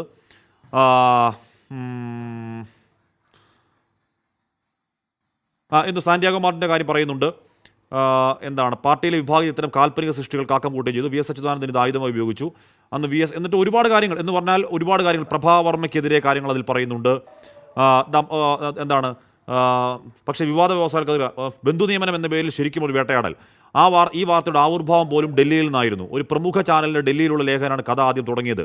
പാർട്ടി കേന്ദ്രത്തെ തെറ്റിദ്ധരിപ്പിക്കാൻ പോലും കെൽപ്പുണ്ടെന്ന് അവകാശപ്പെടുന്ന വംശമാണ്. ആരെയാണ് ഉദ്ദേശിക്കുന്നത്? പക്ഷേ ആ വാർത്ത പുറത്തു കൊണ്ടുവന്ന പ്രശാന്ത് രഘുവംശമല്ല. ആ വാർത്ത പുറത്തു കൊണ്ടുവന്ന യഥാർത്ഥത്തിൽ R. ശ്രീജിത്താണ്. അത് എന്തോ EP-ക്ക് തെറ്റിയതാണ്. ഈ വാർത്താ വഴിയിലെ ഓരോരോ ഇൻസൈഡ് ഇൻഫർമേഷനൊക്കെ അതിൻ്റെ ഓരോരോ പേജുകൾ പറയുന്നുണ്ട്. ദേശാഭിമാനിക്കാലത്ത് പ്രഭാവർമ്മ എങ്ങനെയാണ് അവിടെ വന്നതെന്നും അദ്ദേഹത്തിന് ഈ പറയുന്ന പത്രപ്രവർത്തനത്തിനേക്കാൾ കൂടുതൽ അദ്ദേഹത്തിന് താല്പര്യം സാഹിത്യ സൃഷ്ടികളാണ് എന്നൊക്കെ കാര്യങ്ങളൊക്കെ EP പറയുന്നുണ്ട്. ഇത് വായിച്ചാൽ ഒരുപക്ഷെ ഇതിൻ്റെ ഭാഷ, വ്യക്തിപരമായി ഇതിൻ്റെ ഭാഷ മൊത്തത്തിൽ അത്തരത്തിലൊരു പുസ്തകത്തിലേറെ നിലവാരമുള്ള ഭാഷയാണെന്ന് എനിക്ക് തോന്നിയില്ലെങ്കിൽ കൂടിയും EP-ക്ക് മാത്രം അറിയാവുന്ന കാര്യങ്ങൾ, EP-ക്ക് മാത്രം അറിയാവുന്ന അടരുകൾ ഇത് DC വ്യാജമായി ഉണ്ടാക്കി എന്ന് പറഞ്ഞാൽ എങ്ങനെ വിശ്വസിക്കാനാണ് അബിൻ വർക്കി? എന്നാൽ അതേസമയം DC ഈ കരാറുണ്ടെങ്കിൽ DC കരാർ പുറത്തുവിടാം, അല്ലെന്നുണ്ടെങ്കിൽ DC-യുടെ സാധാരണ സൃഷ്ടി അനുസരിച്ച് ഈ പറയുന്ന പുസ്തകത്തിൽ EP ജയരാജൻ മുഖ്യമന്ത്രി, EP ജയരാജൻ്റെ മാത്രം സ്വകാര്യ ശേഖരത്തിലെ ചിത്രങ്ങൾ, ഇതിൻ്റെ ഓരോരോ ചാപ്റ്ററുകൾ, അതിൻ്റെ ക്ലാരിഫിക്കേഷൻ അയച്ചു കൊടുത്ത ഇമെയിൽ കമ്മ്യൂണിക്കേഷൻ ഒക്കെ ഉണ്ടെങ്കിൽ DC-ക്ക് പുറത്തുവിടാമല്ലോ. DC ഒന്നും ചെയ്യുന്നില്ല. 100 വർഷം അല്ലെങ്കിൽ ഈ പറഞ്ഞ 1974 സ്ഥാപിതമായ അവരുടെ ലെഗസി മന്തയിൽ അധിക്ഷേപിക്കപ്പെടുമ്പോഴും ഞങ്ങളൊന്നും പ്രതികരിക്കാനില്ല എന്ന സംയമനം DC-ക്ക് എന്തുകൊണ്ടാണ്? പരാതിയിൽ EP-യുടെ പരാതിയിൽ DC-യുടെ പേരില്ലാത്തത് എന്തുകൊണ്ടാണ് അബിൻ? അത് തീർച്ചയായിട്ടും ഇതിനകത്ത് ശ്രീ ഹാഷ്മി, ഇത് ശ്രീ പി ജയരാജനാണ് ഇത് കമ്പയിൽ ചെയ്തത് എന്നുള്ള കാര്യത്തിൽ യാതൊരു സംശയവും വേണ്ട. അദ്ദേഹത്തിൻ്റെ വളരെ സ്വകാര്യമായ ദൃശ്യങ്ങൾ, അദ്ദേഹത്തിൻ്റെ വിവാഹ ഫോട്ടോ ഞാൻ ഇതുവരെ കണ്ടിട്ടില്ല, ഒരു പൊതു ഇടത്തിൽ ഞാൻ കണ്ടിട്ടില്ല. അത് ഉണ്ടാകേണ്ടത് പാർട്ടി വൃത്തങ്ങളിലോ അല്ലെങ്കിൽ തന്നെ ശ്രീ പി ജയരാജൻ്റെ കയ്യിലോ ഒക്കെ. ഇതാണ് അദ്ദേഹത്തിൻ്റെ ഏറ്റവും വ്യക്തമായ വിവാഹ ഫോട്ടോ, ആനിവേഴ്സറി ഫോട്ടോയും ഒക്കെ കൊടുത്തിട്ടുണ്ട്. അതുമാത്രമല്ല, അദ്ദേഹം നേരിട്ട് അദ്ദേഹവുമായി ബന്ധപ്പെട്ടുണ്ടായ പല വിഷയങ്ങളെ സംബന്ധിച്ച് അദ്ദേഹം പറയുന്നുണ്ട്. ഇപ്പോൾ വിസ്മയ പാർക്കും കണ്ടൽ പാർക്കുമായിട്ടുള്ള പ്രശ്നങ്ങളെ സംബന്ധിച്ച്, കെ സുധാകരനെ ഗുണ്ടാത്തലവൻ എന്ന് വിളിച്ചുകൊണ്ട് അതുമായി ബന്ധപ്പെട്ട വിഷയം, സാന്റിയാഗോ മാർട്ടിൻ്റെ വിഷയം, എം വി രാഘവനുമായിട്ടുള്ള ബന്ധത്തിൻ്റെ കാര്യങ്ങൾ, തൻ്റെ തുടക്കകാലത്തെക്കുറിച്ച് അദ്ദേഹം വർണ്ണിക്കുന്നുണ്ട്. അതുമാത്രമല്ല, കട്ടൻ ചായയും പരിപ്പുടയും ആ ഒരു പദം ഉപയോഗിക്കാനുണ്ടായ സാഹചര്യത്തെ സംബന്ധിച്ച്, ബന്ധു നിയമനത്തെ സംബന്ധിച്ച്, ഇങ്ങനെ ശ്രീ പി ജയരാജനുമായി ബന്ധപ്പെട്ടുകൊണ്ട് അദ്ദേഹത്തിൻ്റെ ജീവിതത്തിലുണ്ടായ വിവാദങ്ങളെപ്പറ്റിയൊക്കെ അദ്ദേഹം വളരെ കൃത്യമായിട്ട് എഴുതുന്നുണ്ട്. എൻ്റെ സംശയം ഹാഷ്മി, ശ്രീ പി ജയരാജനെ പോലെ ഒരു വ്യക്തിയുടെ ഒരു ഓട്ടോബയോഗ്രഫി അല്ലെങ്കിൽ ഒരു ആത്മകഥ അത് വ്യാജമായി നിർമ്മിച്ചുകൊണ്ട് ആർക്കെന്ത് പ്രയോജനം കിട്ടാനാണ്? 180 പേജ്, അതും അദ്ദേഹത്തിൻ്റെ സ്വകാര്യ ദൃശ്യങ്ങൾ ഉൾപ്പെടെ, ഏറ്റവും റെയറായിട്ടുള്ള അദ്ദേഹത്തിൻ്റെ ഇൻഫർമേഷൻസ് ഉൾപ്പെടെയുള്ള കാര്യങ്ങൾ ആർക്ക് ചോർത്തിയെടുത്ത ഒരു വ്യാജ ആത്മകഥ ഉണ്ടാക്കാൻ പറ്റുമെന്നാണ് പറയുന്നത്. ഇത് ആത്മകഥാ സാഹിത്യ ചരിത്രത്തിൽ തന്നെ വളരെ അപൂർവമായൊരു വിഷയമാണ്. കാരണം വ്യാജ ആത്മകഥ, വ്യാജ രേഖ എന്നൊക്കെ നമ്മൾ കേട്ടിട്ടുണ്ട്, പക്ഷേ വ്യാജ ആത്മകഥ എന്നുള്ളത് ചരിത്രത്തിൽ ആദ്യമായിട്ടാണ് കേൾക്കുന്നത്. അപ്പോൾ അങ്ങനെ ഒരു വ്യാജ ആത്മകഥ നിർമ്മിച്ചു എന്ന് പറയുന്നത് തന്നെ തെറ്റാണ്. അപ്പോൾ ഞാൻ ആദ്യം പറഞ്ഞ ശ്രീ ഹസ്കർ ഇവിടെ പറഞ്ഞ ഒരു കാര്യം കൂടെ കൂട്ടി വായിച്ചാൽ, ഇപ്പോൾ ശ്രീ DC ബുക്സിനും ഇ പി ജയരാജനും വേണ്ടി ഇത് എഴുതിയ വ്യക്തി, ഈ 3 പേർക്കാണ് ഇതിൻ്റെ കണ്ടൻറ് അറിയാമുള്ളൂ, ഈ PDF കയ്യിലുള്ളൂ. അങ്ങനെയാണെങ്കിൽ DC ബുക്സ് ഇത് പുറത്തു വിടില്ല എന്ന് ശ്രീ ഹസ്കർ ഇവിടെ വളരെ കൃത്യമായി നിസ്സംശയം ഇവിടെ പ്രതിപാദിച്ചു കഴിഞ്ഞു. അങ്ങനെയാണെങ്കിൽ ഇത് പുറത്തു വിട്ടത് 2 പേരാണ്. ഒന്നുകിൽ ശ്രീ ഇ പി ജയരാജൻ, ഇല്ലെങ്കിൽ ഇ പി ജയരാജന് വേണ്ടി എഴുതിയ വ്യക്തി. ഈ 2 പേരിൽ ഒരാളാണ് ഇത് പുറത്തു വിട്ടത്.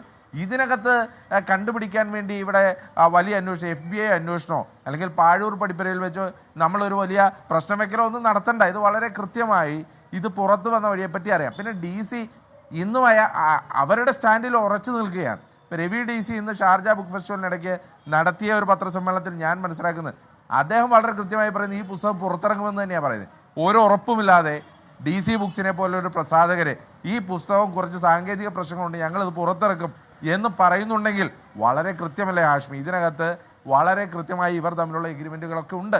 പിന്നെ തീർച്ചയായിട്ടും അവരെ സംബന്ധിച്ചിടത്തോളം ഇത് വലിയ ബോണസ് അല്ലേ? ഇ പി ജയരാജൻ്റെ പുസ്തകം ഇറങ്ങുന്നതിന് മുമ്പ് ഇങ്ങനെ ഒരു വിവാദമില്ലാത്ത പുസ്തകമാണെന്നുണ്ടെങ്കിൽ ആരാണ് ശ്രീ പി ജയരാജൻ്റെ പുസ്തകം കുറെ പാർട്ടിക്കാർ വായിക്കുമെന്നുള്ളതല്ലാതെ പൊതുസമൂഹത്തിനിടയ്ക്ക് ഇത് ചർച്ചയാകുന്നത് എങ്ങനെയാണ്? ഇത് ചർച്ചയാകുന്നതിൻ്റെ കാരണം 13-ാം തീയതി വോട്ടിംഗ് ദിനത്തിൻ്റെ അന്ന് ഇ പി ജയരാജൻ വിവാദപരമായി പാർട്ടിക്കെതിരെ പറയുന്ന ഭാഗങ്ങൾ ഉൾക്കൊള്ളുന്ന ഒരു പുസ്തകം വരുന്നുണ്ട് എന്നുള്ള വിവരം വന്നതുകൊണ്ട് മാത്രമാണ് ഈ പുസ്തകം പുറത്ത്, ഈ പുസ്തകം ഇത്ര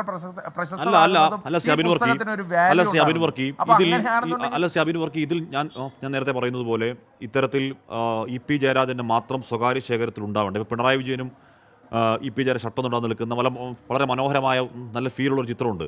ആ ചിത്രമടക്കം DC-യിലേക്ക് പോയിട്ടുണ്ട്. ആ DC-യിലേക്ക് പോയത് ആകാശം വഴി പോയതല്ല, അത് ത്രൂ മെയിലോ അല്ലെങ്കിൽ ആ ഒരു കമ്മ്യൂണിക്കേഷൻ വഴിയായിട്ട് പോയിട്ടുണ്ടാവുക. ഇതിൻ്റെ ഓരോ ചാപ്റ്ററും DC-യിലേക്ക് പോയിട്ടുണ്ട്. അതും അദൃശ്യമായ ഏതെങ്കിലും ശബ്ദവിജികൾ കൂടി പോകുന്നതല്ല, ത്രൂ മെയിൽ തന്നെയാണ് പോകുന്നത്.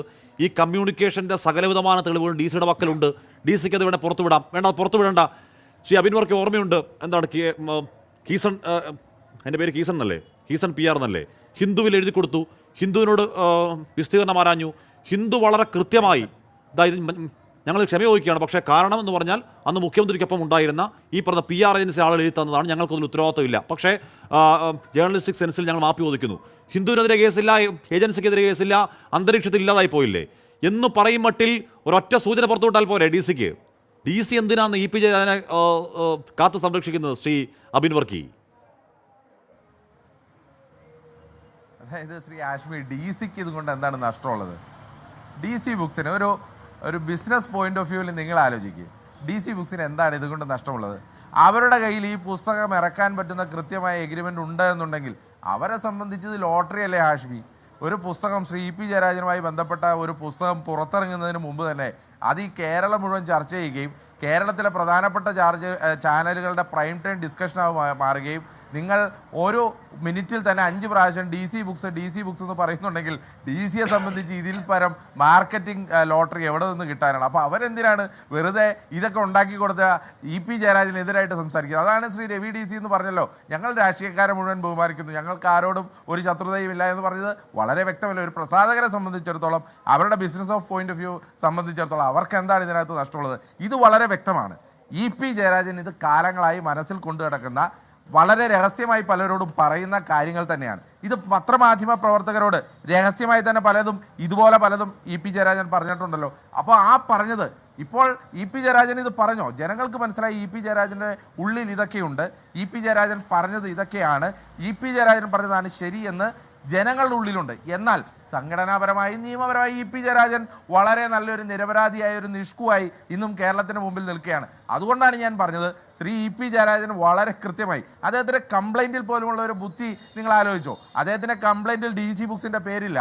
അങ്ങനെയാണെന്നുണ്ടെങ്കിൽ ഇത് 24 ഒക്കെ സെക്കൻഡ് ഇൻ ഹാൻഡ് അല്ലേ, മനോരമയൊക്കെ സെക്കൻഡ് ഇൻ ഹാൻഡ് അല്ലേ? കാരണം എന്താ, ഇത് ടൈംസ് ഓഫ് ഇന്ത്യ റിപ്പോർട്ട് ചെയ്ത ഒരു വാർത്തയാണ് നിങ്ങൾ ക്യാരി ഓവർ ചെയ്തിരിക്കുന്നത്. ടൈംസ് ഓഫ് ഇന്ത്യക്ക് ഏത് കേന്ദ്രത്തിൽ നിന്നാണ് ഇത് പോയിരിക്കുന്നത്? അവർ ആരോപിക്കുന്നത് പോലെ DC ബുക്സിൽ നിന്നാണ് എന്നുണ്ടെങ്കിൽ, CPM ആരോപിക്കുന്നത് പോലെ DC ബുക്സിൽ നിന്നാണെന്നുണ്ടെങ്കിൽ DC ബുക്സിനെതിരെ പരാതി വേണ്ടേ? എന്തുകൊണ്ടാണ് DC ബുക്സിനെതിരെ പരാതി ഇല്ലാത്തതിൻ്റെ കാരണം എന്താ? അത് വളരെ വ്യക്തമാണ്. EP ജയരാജൻ്റെ ബുദ്ധിയാണിത്. EP ജയരാജൻ കൃത്യമായി CPM-ൻ്റെ തോൽവി ഉറപ്പാക്കാൻ ആഗ്രഹിച്ചു. 13-ാം തീയതി രാവിലെ ഇത് പുറത്തു വരാൻ ആഗ്രഹിച്ചു. ആ പുറത്തു വരാൻ പാകത്തിലുള്ള കണ്ടന്റ് പുറത്തുവിട്ടു.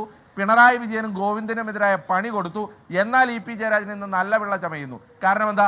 ഞാൻ പുറത്തിറക്കിയിട്ടില്ല, എൻ്റെ കൃതി പൂർത്തിയായിട്ടില്ല എന്ന് പറഞ്ഞാൽ ആരാണ് ഇവിടെ സംശയിക്കാൻ? ഈ പറയുന്ന ഏതോ കേസ് കൊടുക്കുമെന്നൊക്കെ EP ജയരാജൻ ആവർത്തിച്ച് പറയുന്നുണ്ട്. 24 ഇപ്പോൾ നേരത്തെ നമ്മുടെ തൃശ്ശൂർ റിപ്പോർട്ടർക്കെതിരെയൊക്കെ വളരെ വ്യക്തിപരമായി അങ്ങേയറ്റം അധിക്ഷേപാർഹമായ എവിടുന്നോ ഇരുന്ന് പണം വാങ്ങി റിപ്പോർട്ട് ചെയ്തെന്നൊക്കെ നേരിട്ട് കണ്ട പോലെ ഒരു വാർത്താ സമ്മേളനത്തിൽ EP ജയരാജൻ പറഞ്ഞത് ഓർക്കുന്നു. അതിന് പിന്നാലെ കേസ് കൊടുക്കുമെന്നൊക്കെ പറഞ്ഞു. അതുണ്ടായിട്ട് വർഷം ഇപ്പോൾ 1 ആവുന്നു. മുഖ്യമന്ത്രിയുടെ ഓഫീസിലേക്ക് കേസ് കൊടുത്തതാണ്, DGPക്ക് പരാതി കൊടുത്തതാണ്. പരാതി കൊടുത്തതല്ലാതെ അതിന്മേൽ എന്തെങ്കിലും ഒരു ചെറിയ നടപടി ഉണ്ടാവണ്ടേ? എന്ന് പറഞ്ഞാൽ അതിൽ EP ജയരാജൻ പറഞ്ഞ റിപ്പോർട്ടർക്കെതിരെ ഒരു നോട്ടീസെങ്കിലും അയക്കണ്ടേ? അവിടെ തന്നെ അന്വേഷിക്കുന്നു. ഈ പറഞ്ഞ പണം കൊടുത്ത് എന്തെങ്കിലും തെളിവുണ്ടോ? ഒരു തെളിവുമില്ല. ഈ പറഞ്ഞ ഗൂഢാലോചനയ്ക്ക് രാഷ്ട്രീയ എന്തെങ്കിലും ഉണ്ടോ? ഒന്നുമില്ല. വെറും ചുമ്മാ പറയലാണ്. ഇന്നിപ്പോൾ EP ജയരാജൻ്റെ വാർത്താ സമ്മേളനത്തിനൊടുവിൽ EP ചോദിക്കുന്നുണ്ട്, എന്താ അവിടെ പിടിച്ച കള്ളപ്പണത്തിൽ EP ജയരാജൻ്റെ പേര് വലിച്ചഴിച്ചപ്പോൾ എന്തുകൊണ്ട് അനിൽ അക്കരയോട് ചോദ്യങ്ങൾ ചോദിച്ചില്ല എന്ന് തർക്കിക്കുന്നുണ്ട്. ജസ്റ്റ് ഒന്ന് കേൾക്കൂ. മെനിഞ്ഞാന്ന് ഇവിടെ ഒരു കുഴൽപ്പണം പിടിച്ചില്ലേ, എന്ത് പറഞ്ഞിട്ട് ഒരു 20 ലക്ഷം. ആ വാർത്ത എങ്ങനെയാണ് 24 മാതൃഭൂമി കൊടുത്തത്? എങ്ങനെയാണ്, എന്താ കൊടുത്തത് നിങ്ങൾ കണ്ടോ? എൻ്റെ പേരിലെ അച്ചടിച്ച് വന്നത്. അത് അനിൽ അക്കരയുടെ ആരോപണം ഇങ്ങനെ പറഞ്ഞാൽ കൊടുക്കുമോ? അനിൽ അക്കരയോട് എന്താ തെളിവുള്ളത് ചോദിച്ചോ? അല്ല, അനിൽ അക്കരയോട് ചോദിച്ചോ? അനിൽ അക്കരയുടെ ആരോപണം അയാൾ പറയുമ്പോൾ നിങ്ങൾ കൊടുത്തു. പിന്നെ നിങ്ങൾ അടിച്ചു കൊടുത്തില്ലേ? EP ജയരാജനാണ്, എന്താ അയാളുടെ പേര്, സാജെന്നോ? അതിലെ ചോദ്യം അതിൽ EP ജയരാജൻ $1 മില്യൺ ചോദ്യം അനിൽ അക്കരയോട് തെളിവുണ്ടോ എന്ന് ചോദിച്ചോ എന്നുള്ളതാണ്. EP ജയരാജൻ്റെ ആ ചോദ്യം എടുത്തു വെച്ച് സൈബർ മേഖലകളിലൊക്കെ 24 മാപ്രയെ ധൈര്യം ഉണ്ടോടാ നിനക്ക് തെളിവുണ്ടോ ചോദിക്കാൻ. ഈ പറയുന്ന പ്രസ്തുത വാർത്താ സമ്മേളനത്തിൽ, അനിൽ അക്കരയുടെ വാർത്താ സമ്മേളനത്തിൽ താങ്കൾ ഈ പറയുന്നതിന് തെളിവ് എവിടെയാണ് എന്ന് ചോദിച്ച ഏക മാധ്യമപ്രവർത്തകൻ 24-ൻ്റെ സൂരജ് സജി മാത്രമാണ്. മറ്റൊരു മാധ്യമപ്രവർത്തകനോട് ആ ചോദ്യം ചോദിച്ചില്ല. അതുകൊണ്ട് EP ജയരാജനും ഈ പറയുന്ന വേട്ടക്കിറങ്ങിയിരിക്കുന്ന കടന്നുകളും അറിയാൻ അവിടെ ചോദ്യം ചോദിച്ച ഏക മാധ്യമപ്രവർത്തകൻ 24-ൻ്റെ സൂരജ് സജി മാത്രമാണ്. അതുകൊണ്ട് ചോദ്യം നിങ്ങളിനി എന്തൊക്കെ ഗൂഢാലോചനയെന്നോ എന്തൊക്കെ മാപ്രയെന്നോ എന്തൊക്കെ വിളിച്ചാലും രാഷ്ട്രീയ ഭേദമന്യേ ചോദ്യങ്ങൾ ചോദിച്ചുകൊണ്ടിരിക്കും. അതിന് ഈ പറയുന്ന ആരോപണങ്ങളൊന്നും അത് നിർത്താൻ മതിയാവില്ല. ഹസ്കറിലേക്ക് എത്താൻ അതിന് ഉല്ലാസ് ബാബു പറഞ്ഞുകൊണ്ടിരുന്നപ്പോഴാണ് കറണ്ട് പോയത്. ഉല്ലാസ് ബാബു, ശരിക്കും BJPയുടെ നിലപാട് ഈ വിഷയത്തിൽ ഇത് EP ജയരാജനെതിരായ ഗൂഢാലോചന എന്നതാണോ? അതോ EP ജയരാജൻ്റെ EP ജയരാജൻ അദ്ദേഹത്തിൻ്റെ ജീവിതത്തിൻ്റെ അടരുകൾ ആത്മാർത്ഥമായി എടുത്തു പറയുന്ന, അദ്ദേഹത്തിൻ്റെ വേദനകളും സങ്കടങ്ങളും തുറന്നു പറയുന്ന അദ്ദേഹത്തിൻ്റെ ശരിയായ ആത്മാർത്ഥതയാണോ പുറത്തു വന്നത്? അതോ EP-യുടെ ഭാഗത്താണോ BJP? ഉല്ലാസ് ബാബു, നമുക്ക് 2 കാര്യങ്ങൾ, അങ്ങ് ചോദിച്ച ചോദ്യത്തിന് ഞാൻ മറുപടി പറയാം. 2-3 കാര്യങ്ങൾ ഇതിനകത്ത് രാഷ്ട്രീയമായിട്ടുള്ളൊരു തലമുണ്ടല്ലോ. അപ്പോൾ ഒരു വിഷയം നമ്മളെപ്പോഴും ശ്രദ്ധിക്കുമ്പോൾ നമ്മൾ പലപ്പോഴും പറയും ഒരു പ്രൊഡക്റ്റ് വിൽക്കാൻ ആപ്റ്റ് ടൈമാണ് ചൂസ് ചെയ്യുക ആ പ്രൊഡക്റ്റിൻ്റെ ആളുകളെന്ന് പറയും. പക്ഷേ ഇത് സംബന്ധിച്ച് DC ബുക്സിനെ പോലെയുള്ള ഒരു സ്ഥാപനം ആ ആപ്റ്റ് ടൈം യൂസ് ചെയ്തുകൊണ്ട് ആ ദിവസം പ്രഖ്യാപനം നടത്തുന്നു, ആ ദിവസം അതൊരു വിവാദമാകുന്നു. പക്ഷെ ഒരു രാഷ്ട്രീയ നേതാവിനെ സംബന്ധിച്ചിടത്തോളം ആ രാഷ്ട്രീയ നേതാവിൻ്റെ സമ്മതമില്ല എന്ന് അദ്ദേഹം പറയുന്നു. ആ രാഷ്ട്രീയ നേതാവിന് ആ തെരഞ്ഞെടുപ്പിൻ്റെ ദിവസമാണതുണ്ട്. ഞങ്ങൾ BJP കുറച്ച് മാസങ്ങളായിട്ട് ആരോപിക്കുന്നൊരു വിഷയം ഞങ്ങളുടെ രാഷ്ട്രീയപരമായിട്ടുള്ളൊരു ആരോപണമാണ് ഹാഷ്മി. എന്താണുള്ളത്? കോൺഗ്രസ് സംവിധാനത്തിനോട് ചേർന്ന് നിന്നുകയും കോൺഗ്രസ് സ്ഥാനാർത്ഥികൾ വിജയിപ്പിക്കണം എന്നുള്ള രീതിയിലുള്ള ഒരു അജണ്ട മാധ്യമരംഗത്തും മാധ്യമപ്രവർത്തകരുടെ രംഗത്തും സെറ്റ് ചെയ്തതായിട്ട് അത് BJPയുടെ രാഷ്ട്രീയ ആരോപണം തന്നെയാണ്. BJP അതിൽ വിശ്വസിക്കുകയും ചെയ്യുന്നു. സ്വാഭാവികമായിട്ട് അന്നത്തെ ദിവസം ആ തെരഞ്ഞെടുപ്പിൻ്റെ കാലത്ത് ഇതേപോലെയുള്ള ഒരു 172 പേജുള്ള പുസ്തകങ്ങളും ആ പുസ്തകത്തിൻ്റെ കണ്ടൻറ്റുകളൊക്കെ ഇങ്ങനെ കയറി വരുന്ന സമയത്ത് നമ്മൾ അതിൻ്റെ പിന്നിൽ സ്വാഭാവികമായിട്ട് ഒരു എന്താ പറയുക ഒരു ഗൂഢാലോചന നമ്മളും സംശയിക്കുന്നതിൽ ഒരു തെറ്റുമില്ല. കാരണം അതിനകത്ത് ആ ദിവസം തിരഞ്ഞെടുത്തതിലും ആ സമയം തിരഞ്ഞെടുത്തതിലും ആ പോളിംഗ് ദിവസം തിരഞ്ഞെടുത്തതിലുമൊക്കെ അത് ഏത് രാഷ്ട്രീയ നേതാവിൻ്റെ ആയിക്കോട്ടെ, ആ രാഷ്ട്രീയ നേതാവ് വന്ന് കൃത്യമായി പറയുന്നത് ഇതെൻ്റെ സംവിധാനമല്ല, എനും അറിയാത്ത കാര്യമാണ്. അദ്ദേഹം അതറിഞ്ഞോ, അദ്ദേഹവും DC-യും തമ്മിൽ കോൺട്രാക്റ്റ് ഉണ്ടായിരുന്നോ, ആ എഡിറ്റ് വെർഷൻ അദ്ദേഹം കാണിച്ചിരുന്നോ, കമ്പോസ് ചെയ്ത് അദ്ദേഹത്തെ കാണിച്ചിരുന്നോ, അതിനുശേഷമാണോ വന്നത് എന്നുള്ളതൊക്കെ മറ്റൊരു കാര്യം. പിന്നെ പ്രസാധകൻ എഴുത്തുകാരൻ അറിയാതെ ആ ദിവസം പ്രഖ്യാപിക്കപ്പെടുമോ എന്നുള്ളതൊക്കെ നമ്മൾ നോക്കണം. സ്വാഭാവികമായിട്ട് ഇതിൻ്റെ പുറകിൽ ഒരുപാട് ഞങ്ങൾ ആരോപിക്കുന്നത് BJP സംബന്ധിച്ചിടത്തോളം BJPയുടെ രാഷ്ട്രീയ ആരോപണം വളരെ കൃത്യമായിട്ട് തന്നെ ഞങ്ങൾ സംസ്ഥാന അധ്യക്ഷൻ പറഞ്ഞിട്ടുണ്ട്. PR കമ്പനികളെ ഉപയോഗിച്ചുകൊണ്ട് കോൺഗ്രസ് അനുകൂല റിസൾട്ട് ഉണ്ടാക്കുവാൻ വേണ്ടിയുള്ളൊരു പ്രയത്നം പല ആളുകളുടെ ഭാഗത്തുനിന്നും ഉണ്ടാകുന്നു. ആ ഉണ്ടാകുന്നതിൻ്റെ ഭാഗമായിട്ടാണോ ഇതുപോലെയുള്ള ഒരു രാഷ്ട്രീയ ഗൂഢാലോചന അന്നത്തെ CPM ഉന്നയിക്കുന്ന ആരോപണമാണ്. ഇപ്പോൾ CPM പ്രതിയില്ലാത്ത അഭാവത്തിൽ താങ്കൾ ഉന്നയിക്കുകയാണ്. ഓക്കെ, ഇവിടെ ഉല്ലാസ് ബാബു താങ്കൾ ചോദിക്കുന്ന പ്രശ്നം ഈ തെരഞ്ഞെടുപ്പ് ദിവസം എന്തുകൊണ്ട് രാവിലെ ഈ ബുക്ക് പുറത്തു വന്നതെന്നാണ് താങ്കൾ ഉന്നയിക്കുന്ന സംശയം. ഉല്ലാസ് ബാബു, ഇവിടെ പ്രശ്നം എന്താണ്? ഇവിടെ ഈ പുസ്തകത്തിൻ്റെ പ്രിൻറ്റുകൾ വരാനുള്ള ദിവസം എന്നാണ്. ഈ പുസ്തകത്തിൻ്റെ പ്രിൻറ്റുകൾ അവരുടെ പുസ്തകശാലകളിലേക്ക് എത്തും എന്നറിയിച്ചിരുന്ന ആ പുസ്തകശാലകൾ ഈ പ്രിൻറ്റുകൾ റാക്കുകൾ അടുക്കാൻ കാത്തിരുന്ന ദിവസം ഏതാണ്? കാത്തിരുന്ന ദിവസം എന്ന് പറയുന്നത് ഈ പറയുന്ന 13-ാം തീയതിയാണ്. എന്ന് പറഞ്ഞാൽ ചേലക്കരയിലും വയനാടും ബൈ ഇലക്ഷൻ നടക്കുന്ന 13-ാം തീയതിയാണ് ഈ റാക്കുകളിൽ പുസ്തകങ്ങൾ എടുക്കാൻ പുസ്തകശാലകൾ കാത്തിരുന്നത്. അതിന് തലേ ദിവസമാണ് ഉടൻ വരുന്നു EP-യുടെ ആത്മാത എന്ന DC-യുടെ ഈ പറയുന്ന അവരുടെ ഒഫീഷ്യൽ ഹാൻഡിൽ അത് വരുന്നത്. അന്ന് 10 മണിക്ക് പുസ്തകത്തിൻ്റെ പ്രിൻ്റ് വരേണ്ടതാണ്. അന്ന് രാവിലെ ടൈംസ് ഓഫ് ഇന്ത്യ ആ വാർത്ത അടിക്കുന്നു. എന്തുകൊണ്ടാണ് ആ ദിവസം ആ വാർത്ത വരുന്നത്? എന്തുകൊണ്ടാണ് ആ ദിവസം ടൈംസ് ഓഫ് ഇന്ത്യയിൽ ആ വാർത്ത വരുന്നത്? എന്തുകൊണ്ടാണ് ആ ദിവസം ആ പുസ്തകത്തിൻ്റെ വിവരങ്ങൾ ഞങ്ങളുടെ റിപ്പോർട്ടർ കിട്ടുന്നത്? ആ ദിവസം ആ പുസ്തകത്തിൻ്റെ പ്രിൻറ്റിങ് പൂർത്തിയായി അത് കടകളിലേക്ക് എത്താൻ വരുന്നത് കൊണ്ടാണ്. ആ യാഥാർത്ഥ്യം അറിയാത്തവരല്ല BJPക്ക് ആ യാഥാർത്ഥ്യം ഒറ്റ ഫോൺ കോൾ അറിയാൻ പറ്റുന്നതാണ്. ആ യാഥാർത്ഥ്യം മനസ്സിലാക്കാതെ CPM-ൻ്റെ അതേ വാദം എന്തുകൊണ്ടാണ് BJP ഉന്നയിക്കുന്നത്? ഉല്ലാസ് ബാബു, അല്ല ഹാഷ്മി, CPM-ൻ്റെ അതേ വാദം എന്നുള്ളതല്ല ഇതിനകത്ത് ആ ദിവസം ഈ വിഷയം പുറത്തു വിടുമ്പോഴും അതിൻ്റെ പുറകിലൊരു കൃത്യമായിട്ടൊരു ടീം വർക്ക് ഉണ്ടാവുന്നു എന്നുള്ളത് ആ വാർത്ത പുറത്തുവിട്ട ശൈലി കണ്ടാൽ നമുക്ക് സ്വാഭാവികമായിട്ടൊരു രാഷ്ട്രീയക്കാരെ സംബന്ധിച്ചിടത്തോളം മനസ്സിലാകും. അവിടെ BJPക്ക് ഡാമേജിങ് വരുത്തുന്ന ഒരു ശൈലിയായിട്ട് BJPക്ക് സ്വാഭാവികമായിട്ട് ചിന്തിക്കുമല്ലോ. ഇപ്പോൾ കാശ്മീർ പോലെയുള്ള ഒരു മാധ്യമപ്രവർത്തകന് കൃത്യമായിട്ട് അറിയാം ഒരു വിഷയം വരുന്ന സമയത്ത് ആ വിഷയം എവിടെ കൊള്ളും, എവിടെ അത് ഡാമേജിങ് ആവും, എവിടെയാണ് അത് പ്ലസ് ആവുക എന്നുള്ളതൊക്കെ അറിയാം. സ്വാഭാവികമായിട്ട് രാഷ്ട്രീയ പ്രവർത്തന രംഗത്ത് നിരവധി വർഷങ്ങൾ നിൽക്കുന്ന ഇതിൻ്റെ നേതൃത്വത്തിൽ സ്വാഭാവികമായിട്ട് അത് മനസ്സിലാക്കാൻ സാധിക്കും. ഇവിടെ നോക്കൂ, DC ബുക്സിനെ സംബന്ധിച്ചിടത്തോളം ഒരൊറ്റ വരിയുടെ ആവശ്യമുള്ളൂ. ഞങ്ങൾ തമ്മിലുള്ള എഗ്രിമെൻ്റ് ഉണ്ട്. എഗ്രിമെൻ്റ് ഇതേ കാണിച്ചോ, ഇതേ പിടിച്ചോ. ഞങ്ങൾ തമ്മിൽ കൃത്യമായിട്ട് കമ്പോസ് ചെയ്തതിന് ശേഷം ഞങ്ങൾ തമ്മിൽ അതിൻ്റെ പൈസ വീതം വെക്കുന്ന കാര്യങ്ങളടക്കം ഞങ്ങൾ കൃത്യമായി പറഞ്ഞിട്ടുണ്ട്. അതും ഇതേ കാണിച്ചോ എന്ന് പറയേണ്ട കാര്യമുള്ളൂ. അവരും അതൊരു പുകമുറയിൽ നിർത്തുകയല്ലേ ഉണ്ടായിരുന്നു.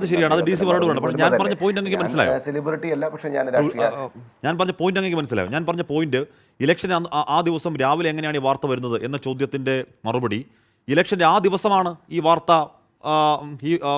ഈ പുസ്തകം അതിൻ്റെ ഫൈനൽ ഓക്കെ അവരുടെ DC ബുക്സിൻ്റെ അവരുടെ എഡിറ്റോറിയൽ ടേബിളിൽ അതിൻ്റെ ഫൈനൽ ഓക്കെ പൂർത്തിയാക്കി അത് പ്രിൻറ്റിംഗ് പ്രസ്സിലേക്ക് പോയി. ആ ദിവസം 10 മണിക്കാണ് ഇതിൻ്റെ പ്രിൻ്റഡ് വെർഷൻ വരേണ്ടിയിരുന്നത്. അതുകൊണ്ടാണ് ആ ദിവസം രാവിലെ ടൈംസ് ഓഫ് ഇന്ത്യയിൽ വാർത്തയായി വരുന്നത്. അതുകൊണ്ടാണ് ആ ദിവസം അതിൻ്റെ വാർത്ത നമുക്ക് കിട്ടുന്നത്, 24-ന് കിട്ടുന്നത്. ഉല്ലാസ് ബാബു, ആ കൺഫ്യൂഷൻ പരിഹരിച്ചോ? ശരിയായിരിക്കും കാശ്മീർ. പക്ഷേ ഒരു പുസ്തകം സംബന്ധിച്ച് ഇപ്പോൾ ഇ.പി. ജയരാജനെ പോലെയുള്ള ഒരു രാഷ്ട്രീയ നേതാവ്, ആശയപരമായിട്ട് ഞങ്ങൾ എതിർചേരിയിലുള്ള വ്യക്തിയാണ്, ഒരു സംശയവും വേണ്ട കാര്യത്തിൽ. അദ്ദേഹത്തിനെ പോലെയുള്ള ഒരു കേന്ദ്ര കമ്മിറ്റി അംഗമായിട്ടുള്ള ആൾ നിങ്ങളെ പോലെ തന്നെ ചാനലിൽ മുമ്പിൽ 3 തവണയോ 4 തവണയോ പത്രങ്ങളെ കണ്ടു എന്നാണ് ഉച്ചയ്ക്ക് മുമ്പ് തന്നെ ഞാൻ മനസ്സിലാക്കിയത്. കാസർഗോഡ്, ഉദുമയിൽ ഒക്കെ അദ്ദേഹം കണ്ടിരുന്നു. അപ്പോഴൊക്കെ അദ്ദേഹം കൃത്യമായിട്ട് പറയുന്നു, ഞാൻ എഴുതിയ പുസ്തകം ഇതല്ല, എൻ്റെ വരികൾ ഇതല്ല, എൻ്റെ പേര് ഇതല്ല, എൻ്റെ ചട്ട ഇതല്ല, എൻ്റെ ഹെഡിങ് ഇതല്ല, ഞാൻ ഈ കാര്യങ്ങളൊന്നും അതിനകത്ത് പറഞ്ഞിട്ടില്ല എന്ന് അദ്ദേഹം പറയുന്ന സമയത്ത് സ്വാഭാവികമായിട്ട് അദ്ദേഹം തന്നെ ഉന്നയിക്കുന്നൊരു ഗൂഢാലോചന. ആ ഗൂഢാലോചന ആരെ രക്ഷിക്കാൻ വേണ്ടിയാണ്? ആ ഗൂഢാലോചന എന്തിനു വേണ്ടിയിട്ടാണ് അന്ന് ഫ്ലാഷ് ബ്രേക്കിംഗ് ആയിട്ട് വരുന്നത്? ഇതൊക്കെ സ്വാഭാവികമായിട്ട് രാഷ്ട്രീയ രംഗത്ത് നിൽക്കുന്ന രാഷ്ട്രീയ പാർട്ടികളെ സംബന്ധിച്ചിടത്തോളം, ഏത് രാഷ്ട്രീയ പാർട്ടിയിൽ ആ പ്രവർത്തനം ഉണ്ടായാലും ആ രാഷ്ട്രീയ പാർട്ടിയെ സംബന്ധിച്ചിടത്തോളം മാധ്യമ രംഗത്ത് നടത്തുന്ന ഈ പ്രവർത്തനങ്ങളെക്കുറിച്ച് വീക്ഷിക്കും, സ്വാഭാവികമല്ലേ? ആ വീക്ഷിക്കുന്ന സമയത്ത് അതിലൊരു ഗൂഢാലോചന മണക്കുന്ന ബുദ്ധി എല്ലാവർക്കും ഉണ്ടാവില്ലേ? അത് അങ്ങയുടെ ശൈലിക്കും ചിന്തിക്കും ഉണ്ടാവില്ല. അപ്പൊ ആ ഗൂഢാലോചന കൃത്യമായി പുറത്തു വരണമെന്ന് തന്നെയാണ് ബി.ജെ.പി. എന്തുകൊണ്ടാണ് ആ ദിവസം താങ്കൾ പറയുന്ന ഗൂഢാലോചനയ്ക്ക് ആധാരം ആ ദിവസം രാവിലെ പുറത്തു വന്നതാണെങ്കിൽ എന്തുകൊണ്ടാണ് ആ ദിവസം രാവിലെ പുറത്തു വന്നതിനെ കുറിച്ച് അങ്ങേക്ക് സംശയമില്ലാത്തതുകൊണ്ട് ഞാൻ മനസ്സിലാക്കി തന്നു എന്നാണ് എൻ്റെ പ്രതീക്ഷ. അബിൻ വർക്കി ഇവിടെ തെരഞ്ഞെടുപ്പിൽ തുടക്കം മുതലേ ഈ പി ആർ എന്നിങ്ങനെ പറഞ്ഞുകൊണ്ടിരിക്കും. എന്നാൽ പി ആറിന് എന്താണ് തെളിവെന്ന് ചോദിച്ചാൽ മുങ്ങിക്കളയും. എത്രയാണ് വിനയപൂർവ്വം എത്രയാവർത്തി വെല്ലുവിളിച്ചാലും ഒരു തെളിവും കൊടുക്കാതെ എന്തോ കെയാൻസി ജിയാൻസി എന്നൊക്കെ പറഞ്ഞ് വ്യാജവടികൾ അന്തരീക്ഷത്തിലേക്ക് വെറുതെ മുഴക്കിക്കൊണ്ടിരിക്കും. മറ്റു ചില കൂട്ടർ കാതോട് കാതോരം പരദൂഷണം പറയും മട്ടിൽ പി ആർ എന്ന് പറഞ്ഞുകൊണ്ടിരിക്കും. ഇപ്പോൾ ഇവരൊക്കെ എം പിമാരാണ്, അല്ലെന്നുണ്ടെങ്കിൽ ഇവരൊക്കെ വലിയ യൂത്ത് സംഘടനകളുടെ നേതാക്കളാണ്. അന്വേഷണം നടത്താം, ആർക്കെങ്കിലും എന്തെങ്കിലും പി ആർ ബന്ധമുണ്ടെന്ന് പരിശോധിക്കാം, ഉണ്ടെങ്കിൽ കേസെടുക്കാം, തെളിവുണ്ടെങ്കിൽ അന്തസ്സായ വാർത്താ സമ്മേളനം നടത്താം. ഒന്നും ചെയ്യില്ല, ഇങ്ങനെ പറഞ്ഞുകൊണ്ടേയിരിക്കും. അത് ഇലക്ഷൻ കഴിയുമ്പോൾ തുടരുകയും ചെയ്യും. പോട്ടെ, അത് അവരുടെ കാര്യം. അബിൻ വർക്കി, ഈ ഇ.പി. ജയരാജൻ പറയുന്ന ഗൂഢാലോചന അല്ലെങ്കിൽ CPM പറയുന്ന ഗൂഢാലോചന എന്നുള്ള വാദം ശ്രീ ഉല്ലാസ് ബാബു, BJP പ്രതിനിധി, CPMന്റെ അതേ ആംഗിളിൽ ആവർത്തിക്കുന്ന എന്തുകൊണ്ടാകാം അബിൻ? അതായത് ഞങ്ങളുടെ ഒരു PR ഏജൻസിയെ ഞങ്ങൾ ഏൽപ്പിച്ചിട്ടുണ്ട്. പക്ഷേ ആ PR ഏജൻസി ഇരിക്കുന്നത് AKG സെൻറ്ററിലും മാരാർജി ഭവനിലുമാണ്. അവിടെയുള്ള സൈബർ സേനാംഗങ്ങളാണ് ഞങ്ങളുടെ PR ഇപ്പോൾ ഏറ്റെടുത്തിരിക്കുന്നത്. കാരണം അതുകൊണ്ട് ഞങ്ങൾക്ക് സന്തോഷമേ ഉള്ളൂ. കാരണം എന്താ, ഞങ്ങളുടെ സ്ഥാനാർത്ഥിക്ക് കൂടുതൽ റീച്ച് കിട്ടുവാനും അദ്ദേഹത്തിനെതിരെ വ്യക്തിപരമായ ദുരാരോപണങ്ങൾ ഉന്നയിച്ചുകൊണ്ട് ജനങ്ങൾക്കിടയിൽ അദ്ദേഹത്തിന് വളരെ നല്ലൊരു ഇമേജ് ഉണ്ടാക്കാനും ഒക്കെ AKG സെൻറ്ററിൽ നിന്നും മാരാർജി ഭവനിൽ നിന്നും കിണഞ്ഞു പരിശ്രമിക്കുന്ന ഒരു PR സംഘവും സൈബർ സേനയുമുണ്ട്. അതുകൊണ്ട് ഞങ്ങൾക്ക് അവരോട് സ്നേഹം മാത്രമേ ഉള്ളൂ, ഞങ്ങൾക്ക് ആ ചെയ്യുന്നതുകൊണ്ട് സന്തോഷം മാത്രമേ ഉള്ളൂ. അതുകൊണ്ട് ഞങ്ങളുടെ PR അവരെയാണ് ഏൽപ്പിച്ചിരിക്കുന്നത്. പിന്നെ PR ഉണ്ടെന്ന് PR-നെ സംബന്ധിച്ചൊക്കെ പറയുമ്പോൾ കൈസൺ PR ഏജൻസിയുടെ കാര്യമൊക്കെ നമുക്കറിയാം, നമ്മൾ പല ആവർത്തി ചർച്ച ചെയ്തതാണ്. ഇപ്പോൾ താങ്കൾ ഏതോ ഒരു PR ഏജൻസിയുടെ വക്താവാണെന്നൊക്കെ പറഞ്ഞിട്ട് ഞാൻ കാണുന്നത് ആ ദിവസം തൊട്ട് ഇപ്പോൾ ഇന്ന് വരെയുള്ള ചർച്ചയുടെ എല്ലാ ഭാഗത്തും താങ്കൾ BJPയുടെ പ്രതിനിധിയെ വെല്ലുവിളിക്കുന്നുണ്ട്. ആ PR-ൻ്റെ പേര് പുറത്തുവിടാൻ പറയും. ഇതേവരെ ഞാൻ ആ PR ഏജൻസിയുടെ പേര് കേട്ടിട്ടില്ല. ഇനി എന്തുമായിക്കൊള്ളട്ടെ, എൻ്റെ ഇവിടുത്തെ പ്രശ്നം എന്നിരുന്നാൽ തന്നെയും CPM ഔദ്യോഗിക പ്രതിനിധികളെ അയക്കാത്തതിൻ്റെ ക്ഷീണം CPM-ന് വന്നിട്ടില്ല എന്നുള്ളത് വളരെ വ്യക്തമാണ്. കാരണം എന്താ, ഇപ്പോൾ ശ്രീ ഉല്ലാസ് ബാബു CPM-ൻ്റെ ഔദ്യോഗിക വിഭാഗത്തിൻ്റെ എന്ന് പറഞ്ഞാൽ പിണറായി വിജയൻ വിഭാഗത്തിൻ്റെ വക്താവായി BJP-കാരൻ മാറുന്നതിൽ നമുക്ക് സന്തോഷമുള്ളൂ. കാരണം BJP-കാരൻ ഇന്നേ വരെ അതിനകത്തൊരു ഗൂഢാലോചന ആരോപിച്ച് ഞാൻ ഇന്നലെയുള്ള ചർച്ചകളിലും ഒന്നും കേട്ടില്ല. കാരണം ഞാൻ ഇന്നലെ ചർച്ചയിൽ ഞാനും ശ്രീ B. ഗോപാലകൃഷ്ണനും ഉണ്ടായിരുന്നു. അദ്ദേഹം ഒരു ഗൂഢാലോചന ആരോപിച്ച് ഞാൻ കേട്ടില്ല. പക്ഷേ ഇന്ന് പൊടുന്നനെ CPM-ൻ്റെ പിണറായി വിഭാഗത്തിൻ്റെ ആരോപണമായ ഗൂഢാലോചന BJP-യുടെ വക്താവ് ഏറ്റെടുക്കുമ്പോൾ BJP-ക്ക് CPM-ന് 2 വക്താക്കന്മാർ എന്തിനാണ്? അവർ തമ്മിൽ CJP സഖ്യത്തിനായി ഒരൊറ്റ വക്താവ് പോരെ എന്നുള്ളൊരു ചോദ്യം ഇവിടെ പ്രസക്തമാവുകയാണ്.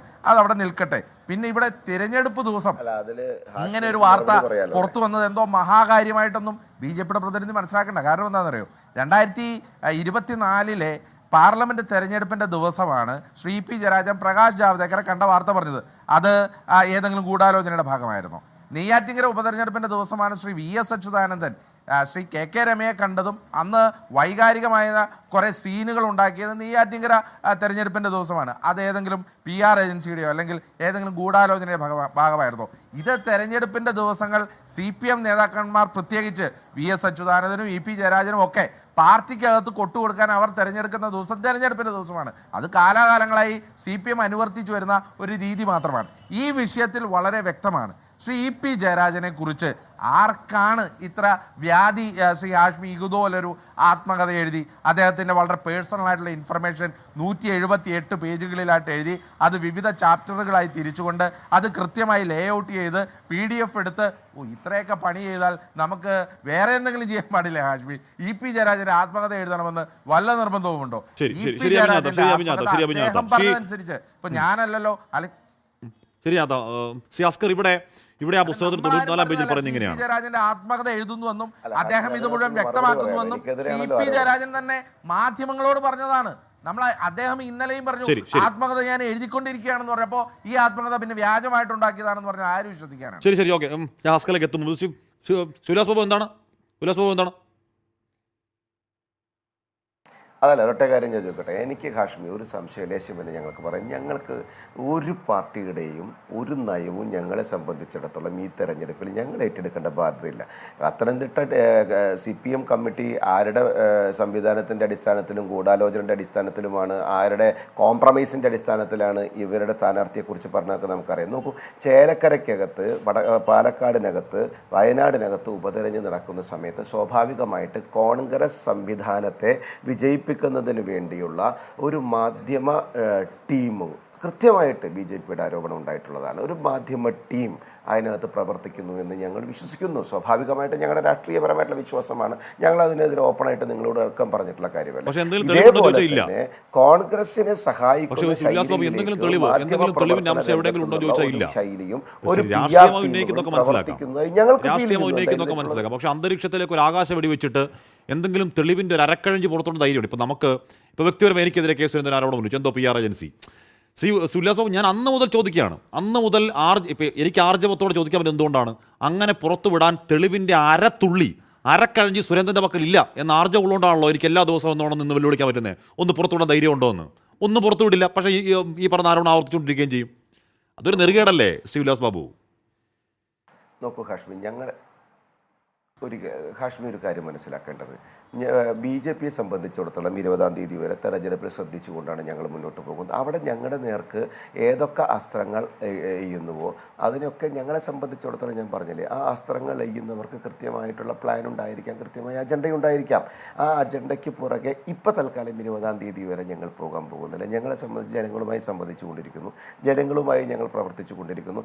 CPM 3-ാം സ്ഥാനത്തേക്ക് പാലക്കാട്, കോൺഗ്രസ് 2-ാം സ്ഥാനത്തേക്ക് പാലക്കാട്, BJP 1-ാം സ്ഥാനത്തേക്ക് പാലക്കാട്. ഇതാണ് സ്വാഭാവികമായിട്ട് അവിടെ നടക്കാൻ പോകുന്നത്. ചേലക്കരയിൽ ജനാധിപത്യ വിശ്വാസികൾ തിരുത്തൽ ശക്തിയാകുന്നത് കണ്ടോളൂ. കോൺഗ്രസ് 3-ാം സ്ഥാനത്തേക്ക് അവിടെ പോകും.